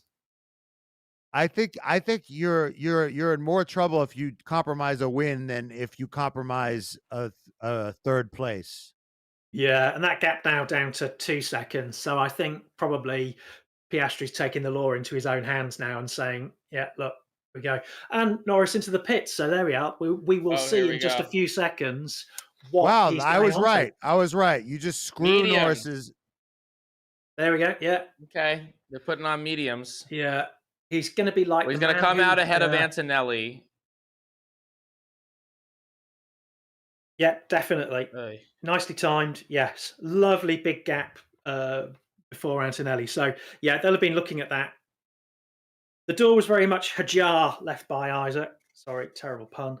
We got 30. another F1 poll question here. How often do you discuss Formula One with online community, Stuart? Or you do it for your job? I do. Well, in common with some other people I've spent a little bit less time on X, formerly known as Twitter, recently, just because a lot of the fun people seem to have bogged off elsewhere. But yeah, I do interact. Sometimes I hold my nose. They always say, never read your reviews, but sometimes I do kind of go into the motorsport.com and autosport.com stuff that I've written and look at the comments, hold my nose and go, what are these people saying? I don't reply because, especially if someone thinks I'm an idiot, I think generally if you reply to them and be sarcastic, it coalesces the fact that they hate you and think you're an idiot. So I just read the stuff and go, all right, okay. So I interact a little bit less than I used to, and I probably should interact a bit more. It's actually quite fun coming on here. I know it's a really lively Discord community that Motorsport's got. That's fun to get involved with. The Lando just almost like, did we see him come in hot to the pits here? Yeah, did he go too fast? People are wondering. Yeah, I don't know. Yeah, I guess. Yeah, it looked like he overshot the box, which no one wants to overshoot their box, and at least he didn't knock anyone over on his way in. So yeah, it's tricky, and he's kind of out where he would have come anyway. Even if he'd had a faster pit stop, he wouldn't have come out ahead of Leclerc and Russell, because I can see on my my patented driver tracker here.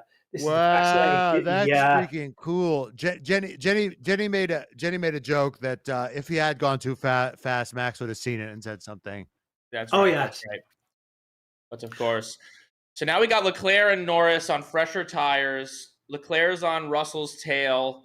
Norris has got the mediums. Leclerc's got the hards. Norris is 6 seconds behind. 5 seconds behind Leclerc, but 6 seconds behind Russell. So. Well, we'll see. I've got to get going now because I've got a story to write. So unfortunately, I'm going to have to love you and leave you. It's been fab talking to you, and we're going to do this again sometime, aren't we? Hopefully. Thanks so much for joining us, Stuart. It was a pleasure. Thank you. It's been a joy. Thanks, guys. Thank you, Stuart. Thank you, guys.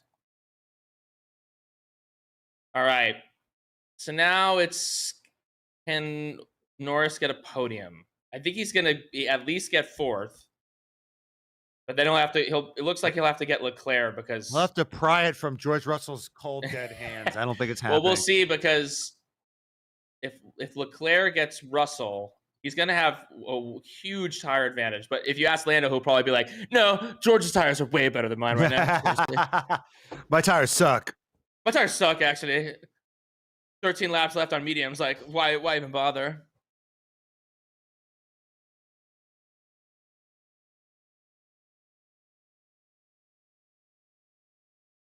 All right, Leclerc in the DRS zone now.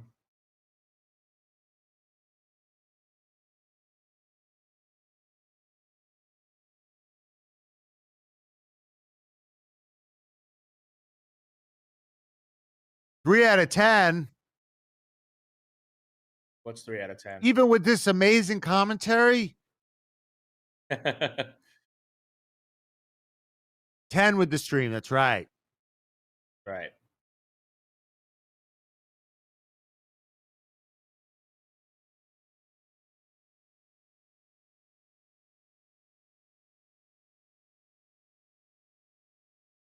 That's a crazy fact, Ryan. If Oscar wins this race, him and Lando have the same amount of wins. Hey, love. What's the lowest that Max Verstappen has ever finished at the Saudi GP? Oh. Like second, maybe third? All right, here we go. Here we go. Leclerc! Leclerc! Charles Leclerc! Charles Leclerc! Charles Leclerc! Right, I think George Russell would rather... Or is George about to go right back at him? Is George Russell... George Russell would rather die than let Lando Norris by. Yes. Especially with Antonelli. He doesn't want to finish one place ahead of Antonelli. That's crazy. Yeah. This is not good for Lewis. He's not good. Not good for Lewis. You hear that? Thank you, Brian. Thank you, Brian. I need to have that recorded and play it to myself to go to sleep. Thank you, Brian. Look at Pierre Gasly helping out Jack Doohan in last place. That's a good guy. Ooh, I'm gonna win. Now there's talk that Colapinto's not going to get the seat. That there's people that there's like a divide.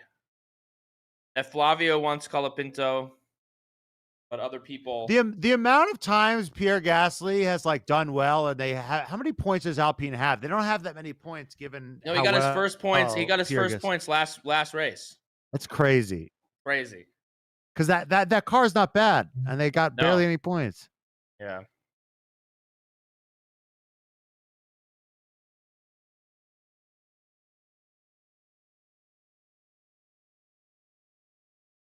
Ten-second penalty for Lawson. Interesting, because Lawson outqualified Hadjar. How did he end up 11th? But he got a 10-second penalty? Lawson? Chat, tell me what's going on. Yeah, what happened with Lawson? It's been a one-way street here. Somebody tell me what's happening.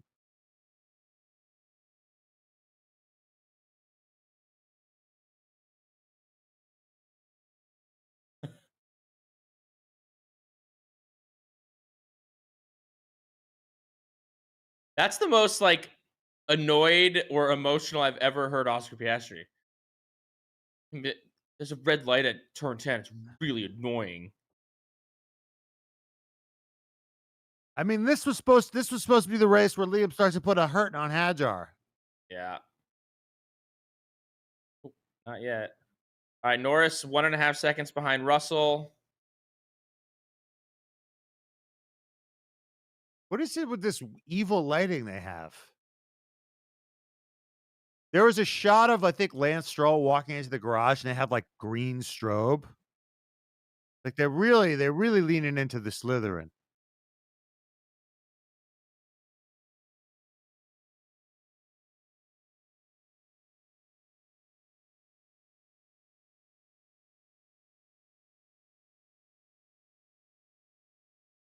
Copy.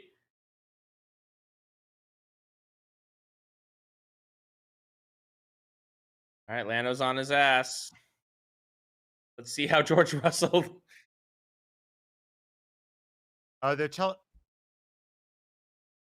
Sainz to slow down to give get Alex in the DRS because Hadjar's in the DRS behind him. Yeah. Wait. Oh my God. Oh, idiot. No way. This is too much.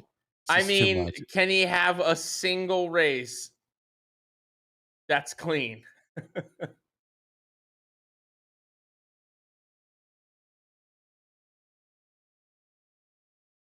Oh my God.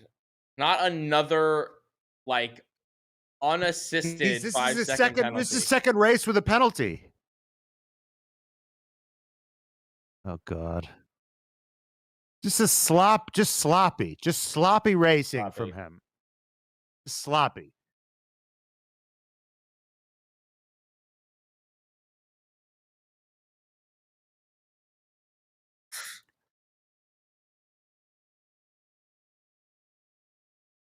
Oh, it was on the pit exit. It wasn't even when he came in fast. Yeah. Well, can we get a replay of that? Was he even close to anybody? It would be amazing to see a replay. Here it's we go. crazy how they don't give us. Nope. I said, oh, this will be a.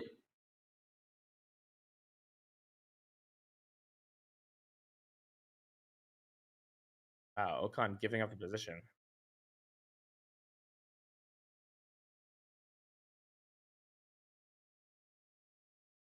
No timing tower. Yeah, who needs it?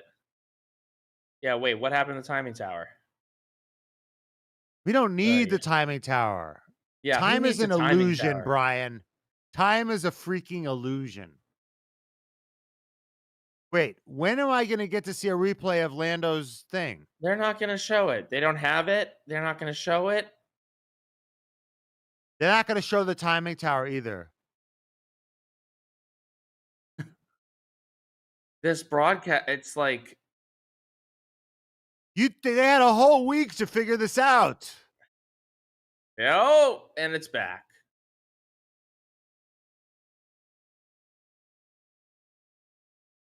I mean, the thing is, Antonelli is so far behind that this is going to cost Norris one place, I think.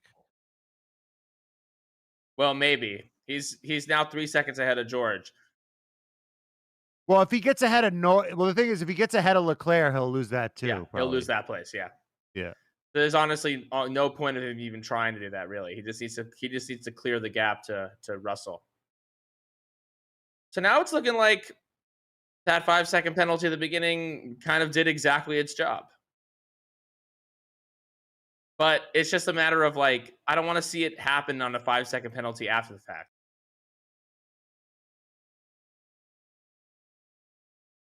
Oh.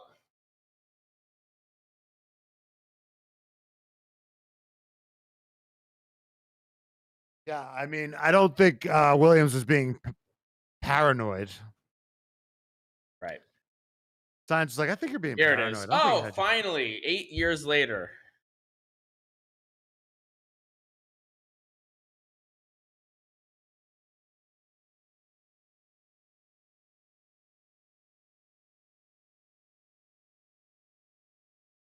I don't think so. Oh.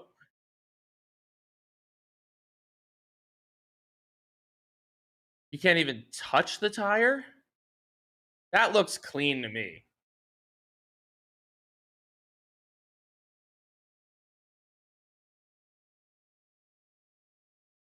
Well, now he's 5 seconds ahead of George, so it doesn't really even matter potentially. And he's not able to catch Leclerc here. I mean, Leclerc's on fresh hards, but Norris on slightly fresher mediums.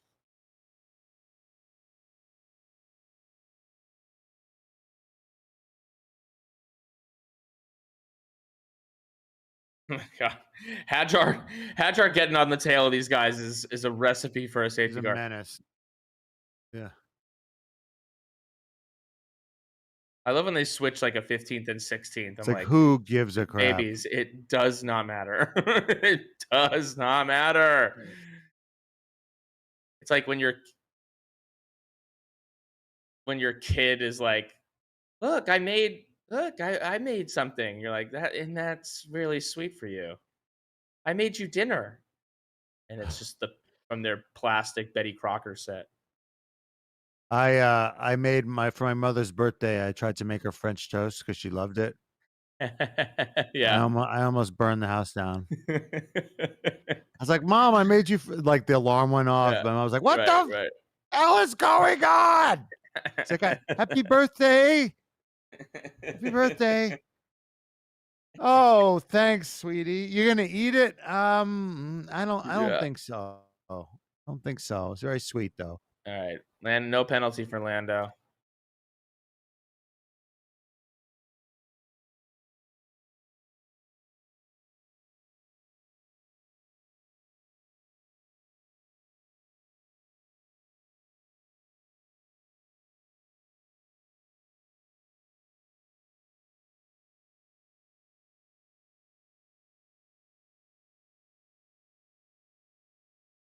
Why do you call that?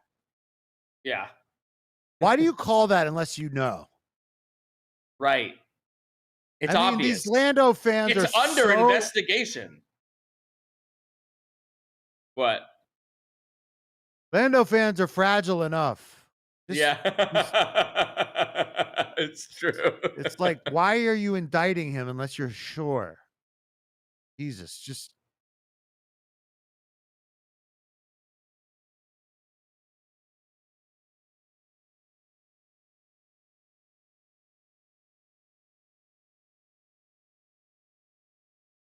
I think the grid is too good these days. You don't have a Sargent or a Latifi Yeah.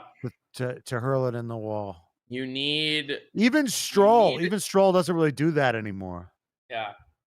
You need just some rogue people who don't deserve to be there. You need one or two of those. Yeah.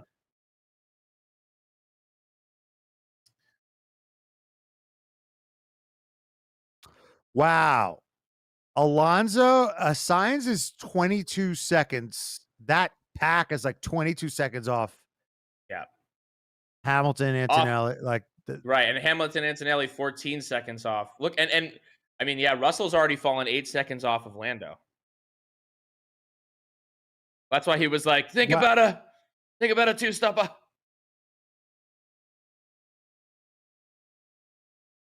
Wow. So Hamilton is finishing, let's see, 16, 25. He's 27 seconds behind Leclerc. Brutal. Yep.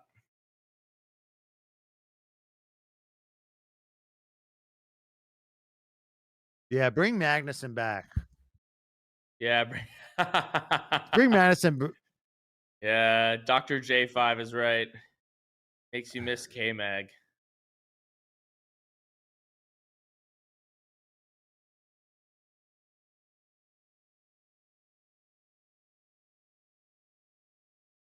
All right, Norris now 1.8 seconds behind Leclerc. Leclerc's going to protect this podium with his life. I'm calling it right now. He is. Yes, he is. Who's in Oscar's way?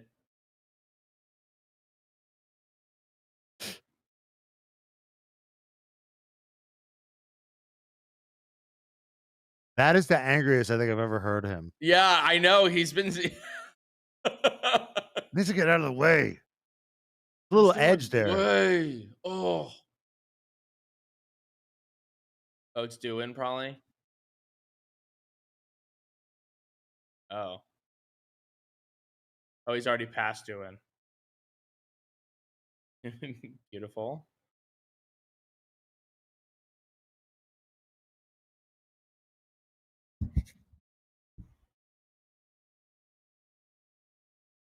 Oh, Jesus. Yeah.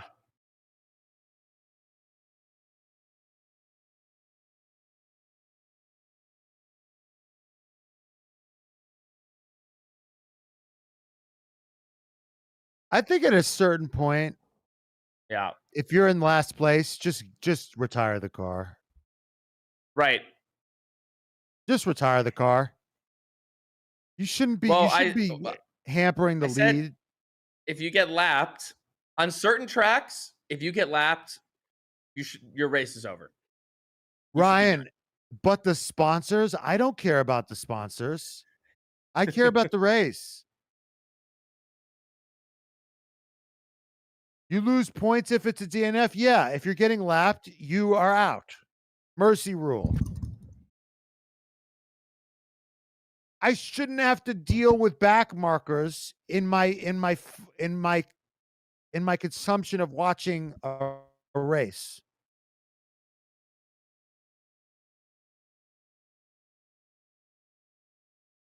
Piastri shouldn't be caught up by Verstappen because he can't get by doing. It's ridiculous.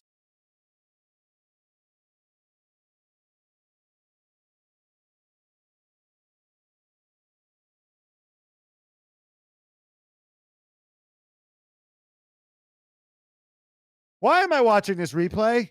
Why am I watching this replay? It's all because of back markers. Oh, Lord, Norris off the pace now. 1.9. If you're too cheap to sponsor a good car, that's your problem. You're sponsoring back markers, that's your problem. Not my problem.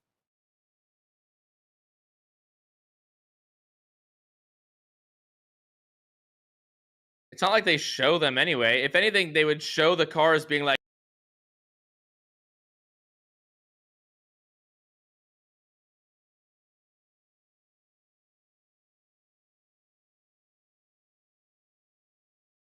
Yeah. I'm into that.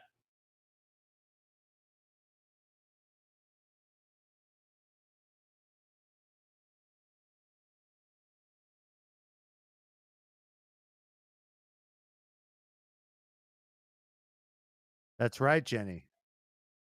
Jenny backs me up. She knows.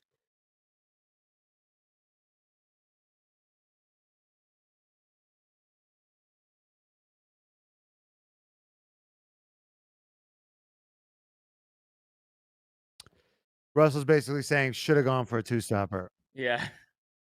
That's the So it's like, well, subtext you're there. 10 seconds ahead of Antonelli, so take 5 seconds off your laps, these next 2 laps, and you're fine.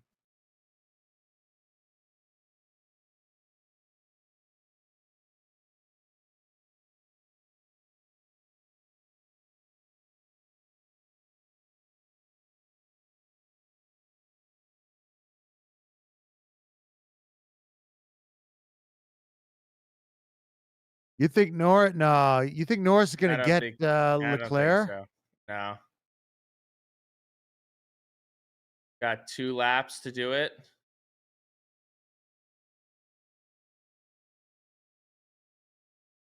Because they're also having to do these back markers too.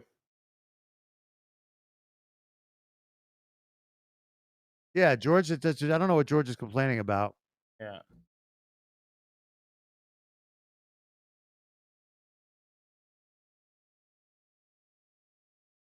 Clemente Who is did. Palm Clementive? She's She was like, like I feel like she's in in like she's like in like Marvel-y kind of stuff. Chad, who's Palm Clementif? She was like smiling and laughing, like in a great moment, and the camera cut to her, and she was like, Like,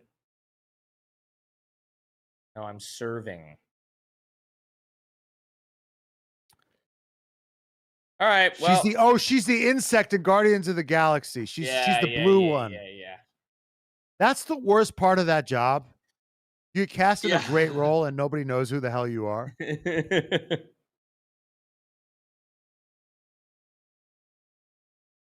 like I had no idea she was a fox.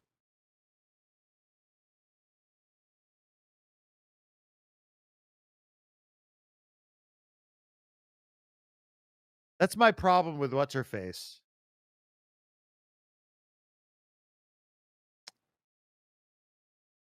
In the chess show.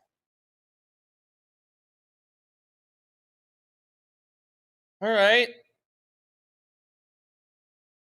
Seems to be about it. Saudi Arabia. Wait, Jenny, does Nicole not do Pilates when her son wins? I don't understand this joke.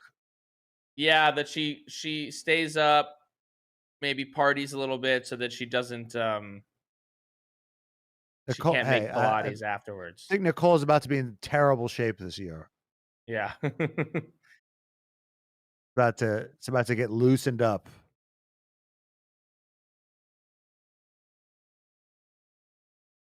Oscar's good for it. Oscar's good for a reformer for sure at this point. Brian, we should buy her a reformer. She sold us so What's a much shirts. reformer? The Pilates machine. Yeah, I mean,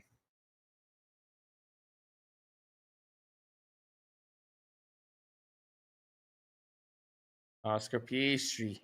Oski Piastri. Good job, everybody. Let's guess his radio. Yeah. Well done, everybody. Good job, guys. Little bit annoying there at times, but pretty good. He leading the championship. It's pretty good. Nor. Yeah, well done, everybody. Been here there for a second. Now, this is Lando's radio. Congratulations to Oscar. Yeah. Congratulations to Oscar. Well done, guys.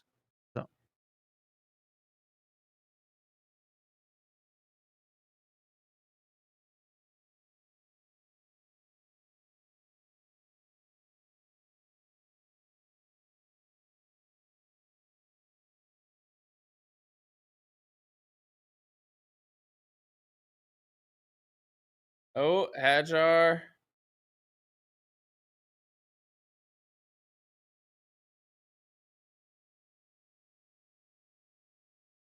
I just forgot Tsunoda wasn't in this freaking race. So I know. Well, annoying. no wonder it was No wonder it a was a snoozer. snoozer. If Yuki Tsunoda was in this race, Norris would have finished 7th.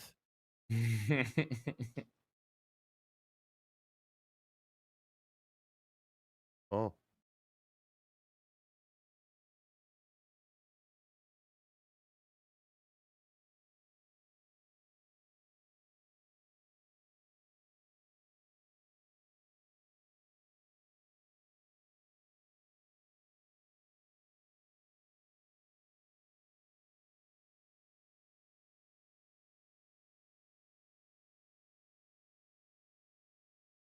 A lot of fun to have this year. Not everyone's having Here's fun. the thing. I get that like having Lando as your driver could be a little Hold on, depressing. 2 secs, Matt. 2 secs, Matt.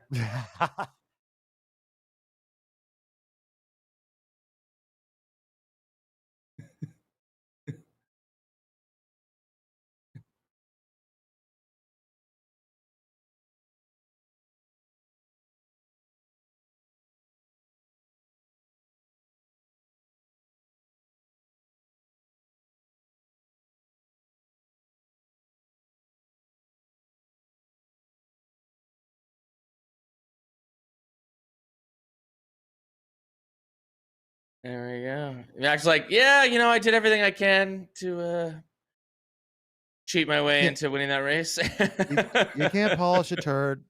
I want. Yeah, there's only so much that you can do. So, what are our post-race gas or brakes here? McLaren will win. One McLaren will win every race this year, every remaining race. No, Max is going to win more of these things. Oh, we got the WDC. Who's going to win the WDC? Oh, yeah, we got everyone's Oscar thinking. Piastri. Wow, 0. No one said Lando. Beautiful. We've seen enough. We've We seen love enough. you, chat. We love you, chat.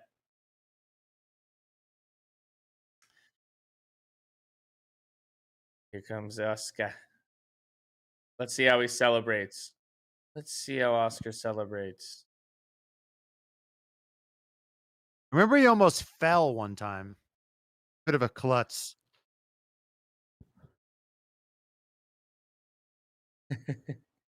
He's so Such a dork. He's so casual. Ugh.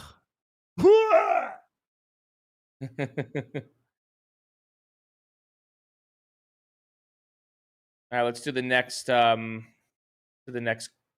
poll here. Who's the most underrated driver this season? Yuki George Tsunoda. Pierre, Hadjar, or Stroll? I mean, Pierre's been putting in performances. I mean, he I think tried it's to probably overtake Pierre. Yuki Tsunoda, which is a humongous, never, stupid thing to do at any point. But Yeah. Like that's like trying to cheat death. It's not going to go end well for it's you.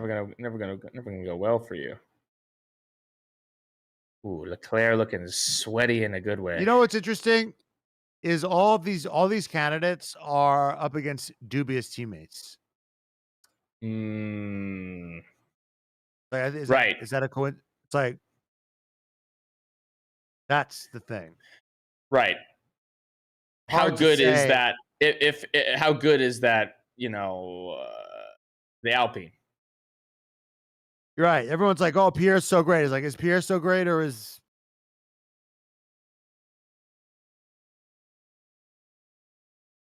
we don't know.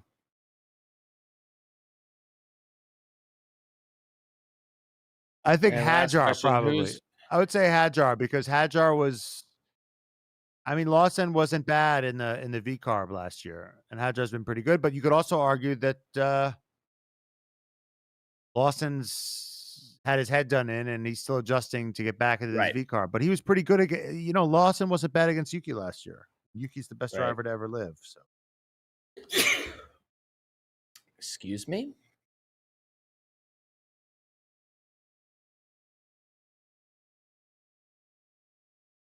Oh my God, they're loving Max Verstappen. Screams for Max. Ooh, what watch we got? Oh, that's more of like a kind of old school watch. he had like a blinged out one. Oh yeah, look how bling that one is. Yeah, but it's got I like want the the leather entire band. I want the Yeah. entire Saudi track to look like that. I want it to look like that. Oh my God, Leclerc sitting on this little podium box. Oh yeah. He's Oh so my God. cute. Oh He's my so God. This cute. NSFW. Stop showing porn on the This is F1 great. TV feed. That is too close.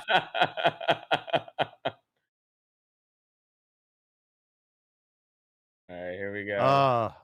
Oscar speaking here. Let's see, what is Oscar? What's going to be the vibe? All right, we're ready.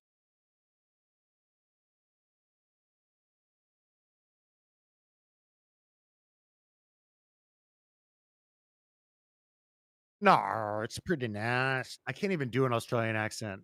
We got flamed. Oh yeah, because they said we sounded South African. What? No. He doesn't really have a classic Australian accent. Hold on. Tires. Well, when these kids go to Europe so early, they kind of lose a lot of it.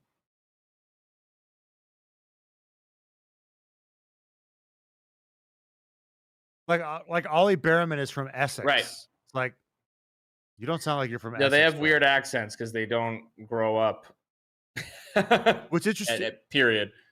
which is interesting is like if you listen to when you listen to Lando Norris as a kid, he sounds very English, and now he doesn't sound Right. English at all. Sounds weird. Lando has a weird accent.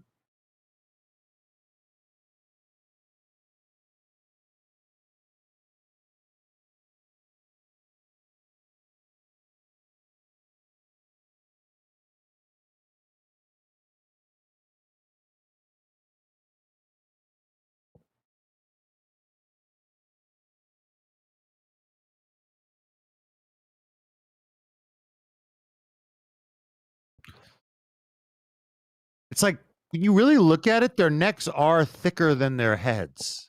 Yes. It's a like his neck triangle. is wider than his head. A Like- normal person's neck is smaller than their head. Yeah. His neck is like this. Look at that neck. You really take it for granted.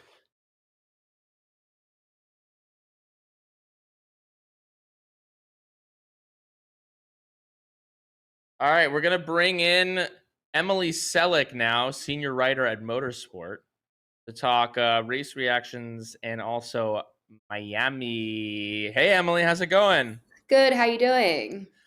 We're doing good. Slightly boring race, but enough to talk about. What are your takeaways from this race we just had? Yeah, I mean, look, as an Australian, I am personally very happy. I mean, very, very stoked for Oscar and cool to see, an Australian leading the championship for the first time in, I think, 15 years. But sorry. But yeah, I mean, look, it wasn't the easiest weekend for him. He obviously, was beaten up by Max yesterday, but I think McLaren, put in the work, even seeing Lando making up from P10, it was, a good day for them overall. We were discussing Oscar's accent. Mm. Do you have an opinion? Because I hear you that you have more of a classic Aussie accent to me. But Interesting. I feel like sometimes it's not as clear. Even Over the Ricardo top. had more of that classic kind of Aussie Yeah. accent I'm used to hearing. Do you disagree? I think, to be honest, it's regional and it's like how your Mm. parents speak. Like if you're sort of more towards the country, even like Perth, where Daniel's from, you hear people with more of like a g'day, mate. Right. But where Oscar's from, it's just like very metropolitan. People have like very neutral Australian accents. But see, I get I what see. you mean. It is. It's like the European influence from moving over there so young. That's probably part of it too. Right. And where are you from in Australia? I'm from Queensland originally. I grew up quite close to Jack Doohan, actually. So Okay. yeah, not the best day for him, but you know. Yeah, I was gonna say always kind of pulling for opposite ends him. of the spectrum there for the Australian representation, the first and last. I know it's been a shame because I think he showed promise and he is quick. It's just kind of it's been a tricky start for him. Yeah, I But remember. yeah, Is there there's a? Can you explain an Australian fact? I was going to Indy 500, and this guy was a big Indy 500 fan. He was from Australia, and I was like, yeah, but you don't like F1? He was like, nah. And I was like, well, what about Daniel Ricciardo? He was from Sydney, I think. Mm. I was like, what about Daniel Ricciardo? He goes, hey, he's from Perth. And he said it with such disdain, like that didn't count. Interesting. Can you shed light on that? I didn't get much out of him after that. Yeah, I mean, look, you do get Sydney people who are very like pro Sydney and kind of anti everywhere else in Australia. Yeah, So you do yeah, get I a little got bit it. of that. I think if he was at the Indy 500, I think there is a little bit of like in Australia, like V8 supercars are huge. So there's definitely people who are like IndyCar fans and like fans of the V8s that are like, we don't mess with F1. So maybe it's a bit of that as well. Mm-hmm. right. Mm. Yeah. What are you going back to doing? There's been rumors, obviously, at the beginning of the season that he's going to be out to maybe come Miami. Then now we're hearing some reports that there's some internal battling happening at Alpine, whether about his future. Do you have any intel on what's going to happen for the future of the season of him? Yeah. I mean, look, I think from what we understand, like a call hasn't been made. It's not like there's, a definite decision that like they're just not telling us. But there definitely seems to be some truth to, Miami could be his last race. I think it will really all just come down to how Flavio is feeling that day. He's, a character, as we all know, and I do think the buck kind of stops with him. So I think we'll just kind of have to see how he feels about it all. All right, let's talk a little bit about Miami. Mm. What are your thoughts on the race? And also, I know that you kind of cover, things, both on track but also off track. Yeah. Miami vibes. What should people be looking to do if they're going to be at the race? We'll be there. We'll be there in 2 weeks. Okay. Have you guys been before, or is this your first year? We have been before, but we're always looking to optimize our time there. Yeah, for sure. I mean, I think Miami's been growing on me every year. I think it has become more of like a tentpole race on the calendar. I think people were kind of iffy on it at the beginning. But it's been cool to see. I think from like our perspective working there, like it's such a well-run event because they've been doing the Dolphins for so long. And I think the fan experience is getting better and better. I mean, the first year there was definitely like people clowning on the fake marina and that whole situation there. But I do think that from like a fan perspective, the hospitality offerings have been like getting a lot better. I mean, this year we have like Pitbull performing. I think he's popular these days from what I'm seeing on TikTok. People love Mr. Worldwide. He's Yeah, Mr. baby. Worldwide. And I mean, yeah, like we've seen some pretty solid on track action over the past few years. I think with Lando last season, it was like phenomenal to be there. And feeling the energy around Lando's first win. And we have F1 Academy as well this year. I think, yeah, it's shaping up to be a good weekend. So where are what the do you think? nightlife places? Where should I? If I want to party with a driver, if I want to be out and see a driver at a club, where are we going? Well, I think it depends on, how they perform, because I've definitely seen some drivers out and about, but it's been dependent on whether it was a good weekend for them or not. I mean, you've got your clubs on South Beach. I think come Sunday night, if it's a good weekend, you might see them out and about. The places that like I've seen them predominantly, there's an event called Carbone Beach, which is like probably one of, if not the like most exclusive event sort of on the F1 calendar. And it's a real mix of, like your David Beckhams, your Jeff Bezos, Travis Kelce, but then also last year we had like Lando Norris come by after he won and Pierre Gasly was there with some friends. So it's like those kind of events, but it really just depends on sort of how the drivers are feeling, to be honest, if they just want to go to bed. How do you get invited to one of those events? Yeah, what's the name of that party? It's called Carbone Beach. Yeah, so Carbone. Have you guys been? Are you guys based in New York, or are you? Oh yeah, the restaurant. Yeah, yeah. So they've got Oh, an outpost. we met him. We met the guy. We met the guy in Mario. Vegas last year. We met Mario. Yeah. Yeah, All Mr. right. Codling himself. Yeah, I think he's gotten to know like Max through the years and a few of the drivers, and they kind of pop by in New York. So yeah, definitely the place to be. Okay, we're gonna. You know what? This wasn't for the chat. This was for Matt and I. Yeah, everyone pretend you didn't hear that. Well, guys, everybody DM Mario Carbone after this Yeah, and try yeah, to get exactly. invited. Yeah. What do you think? Do you have any predictions for the Miami race? Do you think that Oscar's going to keep the form, or do you think that Lando will kind of finally put a clean weekend together and have a second win in Miami? Oh God, I mean, you'd hope, right? I feel like going into this season, I really felt as though Lando had like the momentum. I feel like he's been building throughout his career. He's been getting better and better, and it really felt like he's kind of, in a good headspace, and things were coming together for him. But then, yesterday in qualifying, like I saw you guys talking about him just, messing it up essentially. And so now it really feels like Oscar has the momentum behind him. And, as an Australian, I'm a little bit biased, but I think it is really cool to see someone who, is so young, so talented, has such a good head on his shoulders. He's just so cool, so calm. It's like such a stark difference when you hear his radio messages. It just sounds like, oh yeah, good work, guys. Yeah. Good day in the office. It's cool to see, a different kind of Australian character after Daniel Ricciardo was so outgoing and, Right. such like a real Aussie bloke. I think Oscar's kind of, opposite side of the same coin. We're saying he was good for Australian stereotypes, that people recognize that not every Australian is like Daniel Ricciardo. Yeah, That yeah. they I can- think that's been a they can conversation. It's be- like, what's Oscar's celebration going to be? Like, if not the shoey, it's going to be like a polite, kind of beer. Yeah. Oscar celebration seems to be like a shrug. Yeah. What do you guys think?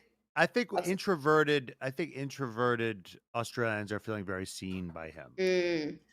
Yeah. I don't know if he'll definitely. have a signature podium celebration. He doesn't strike me as that kind of guy. I think his nonchalantness might be, a cult of personality in the Kimi Räikkönen kind of way. Yeah, where 100%. Yeah, he's talked about through his lack of, expression. Yeah, and people are lacking it about him, to be fair. I think they lack that he's so nonchalant. Right. Are you in Australia now? No, I live in New York. Oh. Me too. Fantastic. Whereabouts? Where in the city, if you feel comfortable? Yeah, I'm in Williamsburg in Brooklyn. Oh, nice. With every other Australian in New York. Yeah, whereabouts are you? I'm in the West Village. Okay, cool. Yeah. Matt, are you in New York as well, or are you? I'm from New York, but I live in Los Angeles. Oh, cool. Bi-coastal team. Yeah, we're a bi-coastal team, and then Jenny's in DC, and then Friday Beers, who we're with, is in LA as well. So yeah, it's all through. It's all on the internet. Yeah, fantastic. Well, great. So I guess I want to ask one final thing. There's all this discussion about Lando Norris this year, about his attitude, about his self-effacing kind of way that he has, and whether that harms him. He says he wants to do things his way. There's a lot of discourse and conversation around it. Some people don't want people to talk about it at all. Just leave him alone. Leave him alone. Leave him alone. But within this competitive field, I guess I'm curious your opinions or thoughts on a driver who is skilled and talented, but then when he messes up is so hard on himself, and also seems to be maybe compounding that the harder he is on himself, the worse he does, as opposed to I'm hard on myself and then I get better. It seems like I'm hard on myself and then I get worse. What are your kind of thoughts on that whole dynamic there? It's tough because I think, we've seen it. He comes out publicly and is so hard on himself as well. And we even hear the team bosses at McLaren saying, like Lando was way too hard on himself. Like, we're not that upset with him for, finishing P2 or whatever it is. But I think it's a positive thing to hear him speak about it, and, that he's trying to work on that, because, I think Max is like a totally different character, but we spoke to him last weekend and we were like, oh, how are you going to recover from this performance, or how are you going to reset? And he was like, I don't have to reset. Like, I'm fine. I'm just going to chill out for a couple of days and I come back and no big deal. I think he, again, very different character, but I think it's a real sort of healthy mindset he has. And so Lando, I think, he's doing fantastic things for, like mental health and bringing awareness to things. But on a personal level, I just, I really hope that he's able to give himself a bit more grace, because you're so right that he, gets hard on himself and then it affects his performance, and it's kind of this cycle. And, he's too talented to get in his own way. And I feel like that's a little bit what could be going on. A little bit what's happening. Well, maybe he can turn it around in Miami. Emily, Hopefully. thank you for joining the show. Will you be in Miami, or will we maybe see you there? Yeah, I'll see you guys there. Thanks for having me on. Amazing. I appreciate it. See you in a couple of weeks. Awesome. Yeah, see you in a couple of weeks. Carbone Beach. Let's go. Let's do it. Beach, dude. All right. Final thoughts on Saudi Arabia, Matt. I mean, my big thought is Pierre shouldn't have done that.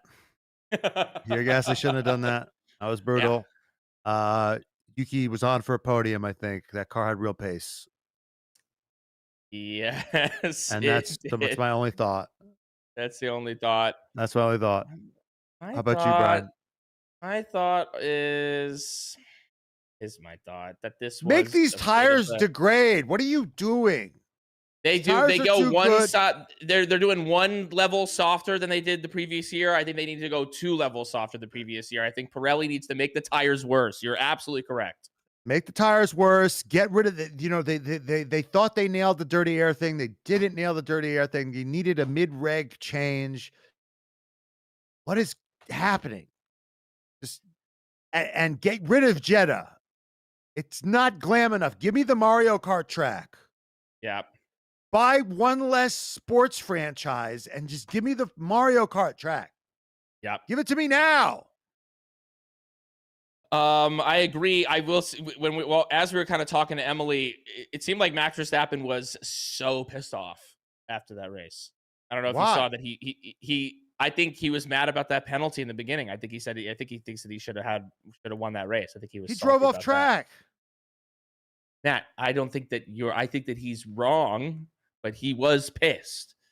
He told Coulthard, he was like, I'm just gonna keep this short. Thanks for the fans. I don't want to talk about the race. I'll see you in Miami. And then he stopped the interview. Then Charles was like, oh, is he done already? He had to like run over to the thing. And then in the cool down room, Max was just like sitting there like this, just like staring into the corner. I think he's, That's so sad for Charles Leclerc to be stuck with freaking, to be stuck with Max. Oh, this is a talk. Stuck with angry Max and a regular Oscar Piastri. Yeah. Yes. Yeah, we'll talk that for the episode. Now I gotta all right, Vankas. This was Saudi. We hope you had a good time watching the race with us. Maybe we'll see you later this year at a different one. Next week is going to be Matt and Tommy over here doing this. And but you can watch that too, but also make sure you watch it with us. Yeah, we send them our best. We're competitive as well. So we were the guinea pigs to work out all the kinks for Matt and Tommy to come in and Trailblazers, says our producer. We're the Trailblazers. That's what they told the guys who stormed the beach at Normandy. Once again, there's the fan survey is in the Discord. Fill that out. Say what you liked about this, what you didn't like about this. Give them your feedback, any things that they can improve. Always appreciated. We'll see you on that they can do, podcast. not we did. Say we did great. We obviously were perfect. But there's always room for improvement for others, I guess. We're just gonna do things. We're gonna do things our way. Yes. Just like Lando Norris. All right. We'll see you. Subscribe to the YouTube if you haven't. Also find us on Patreon if you want extra content. We did a whole deep dive therapy session on Lando Norris after quali. So if you want to hear Matt and I give Lando unsolicited advice about how he needs to change his mentality and how he can learn from these mistakes as opposed to just continue to harp on himself, go subscribe there. Patreon.com/TRFpod. Follow us on all the platforms. We love you, Vankas. We'll see you later. How do you think Formula One should evolve from here? Because right now it's your chance to say exactly what Formula One should focus on, because they will see this and they will take into account what you say. For example, how much do you care about the lifestyle and fashion of F1? Do you watch Twitch streams? Follow your favorite drivers or teams on TikTok? Does having a race or driver in or from your country make you care more? Do you support a team, or are you ride or die with a single driver? Formula One and Motorsport are partnering on a survey that asks the good stuff that actually matter to fans like you. So click the link in the bio, take the survey, because they will see it. I guarantee it.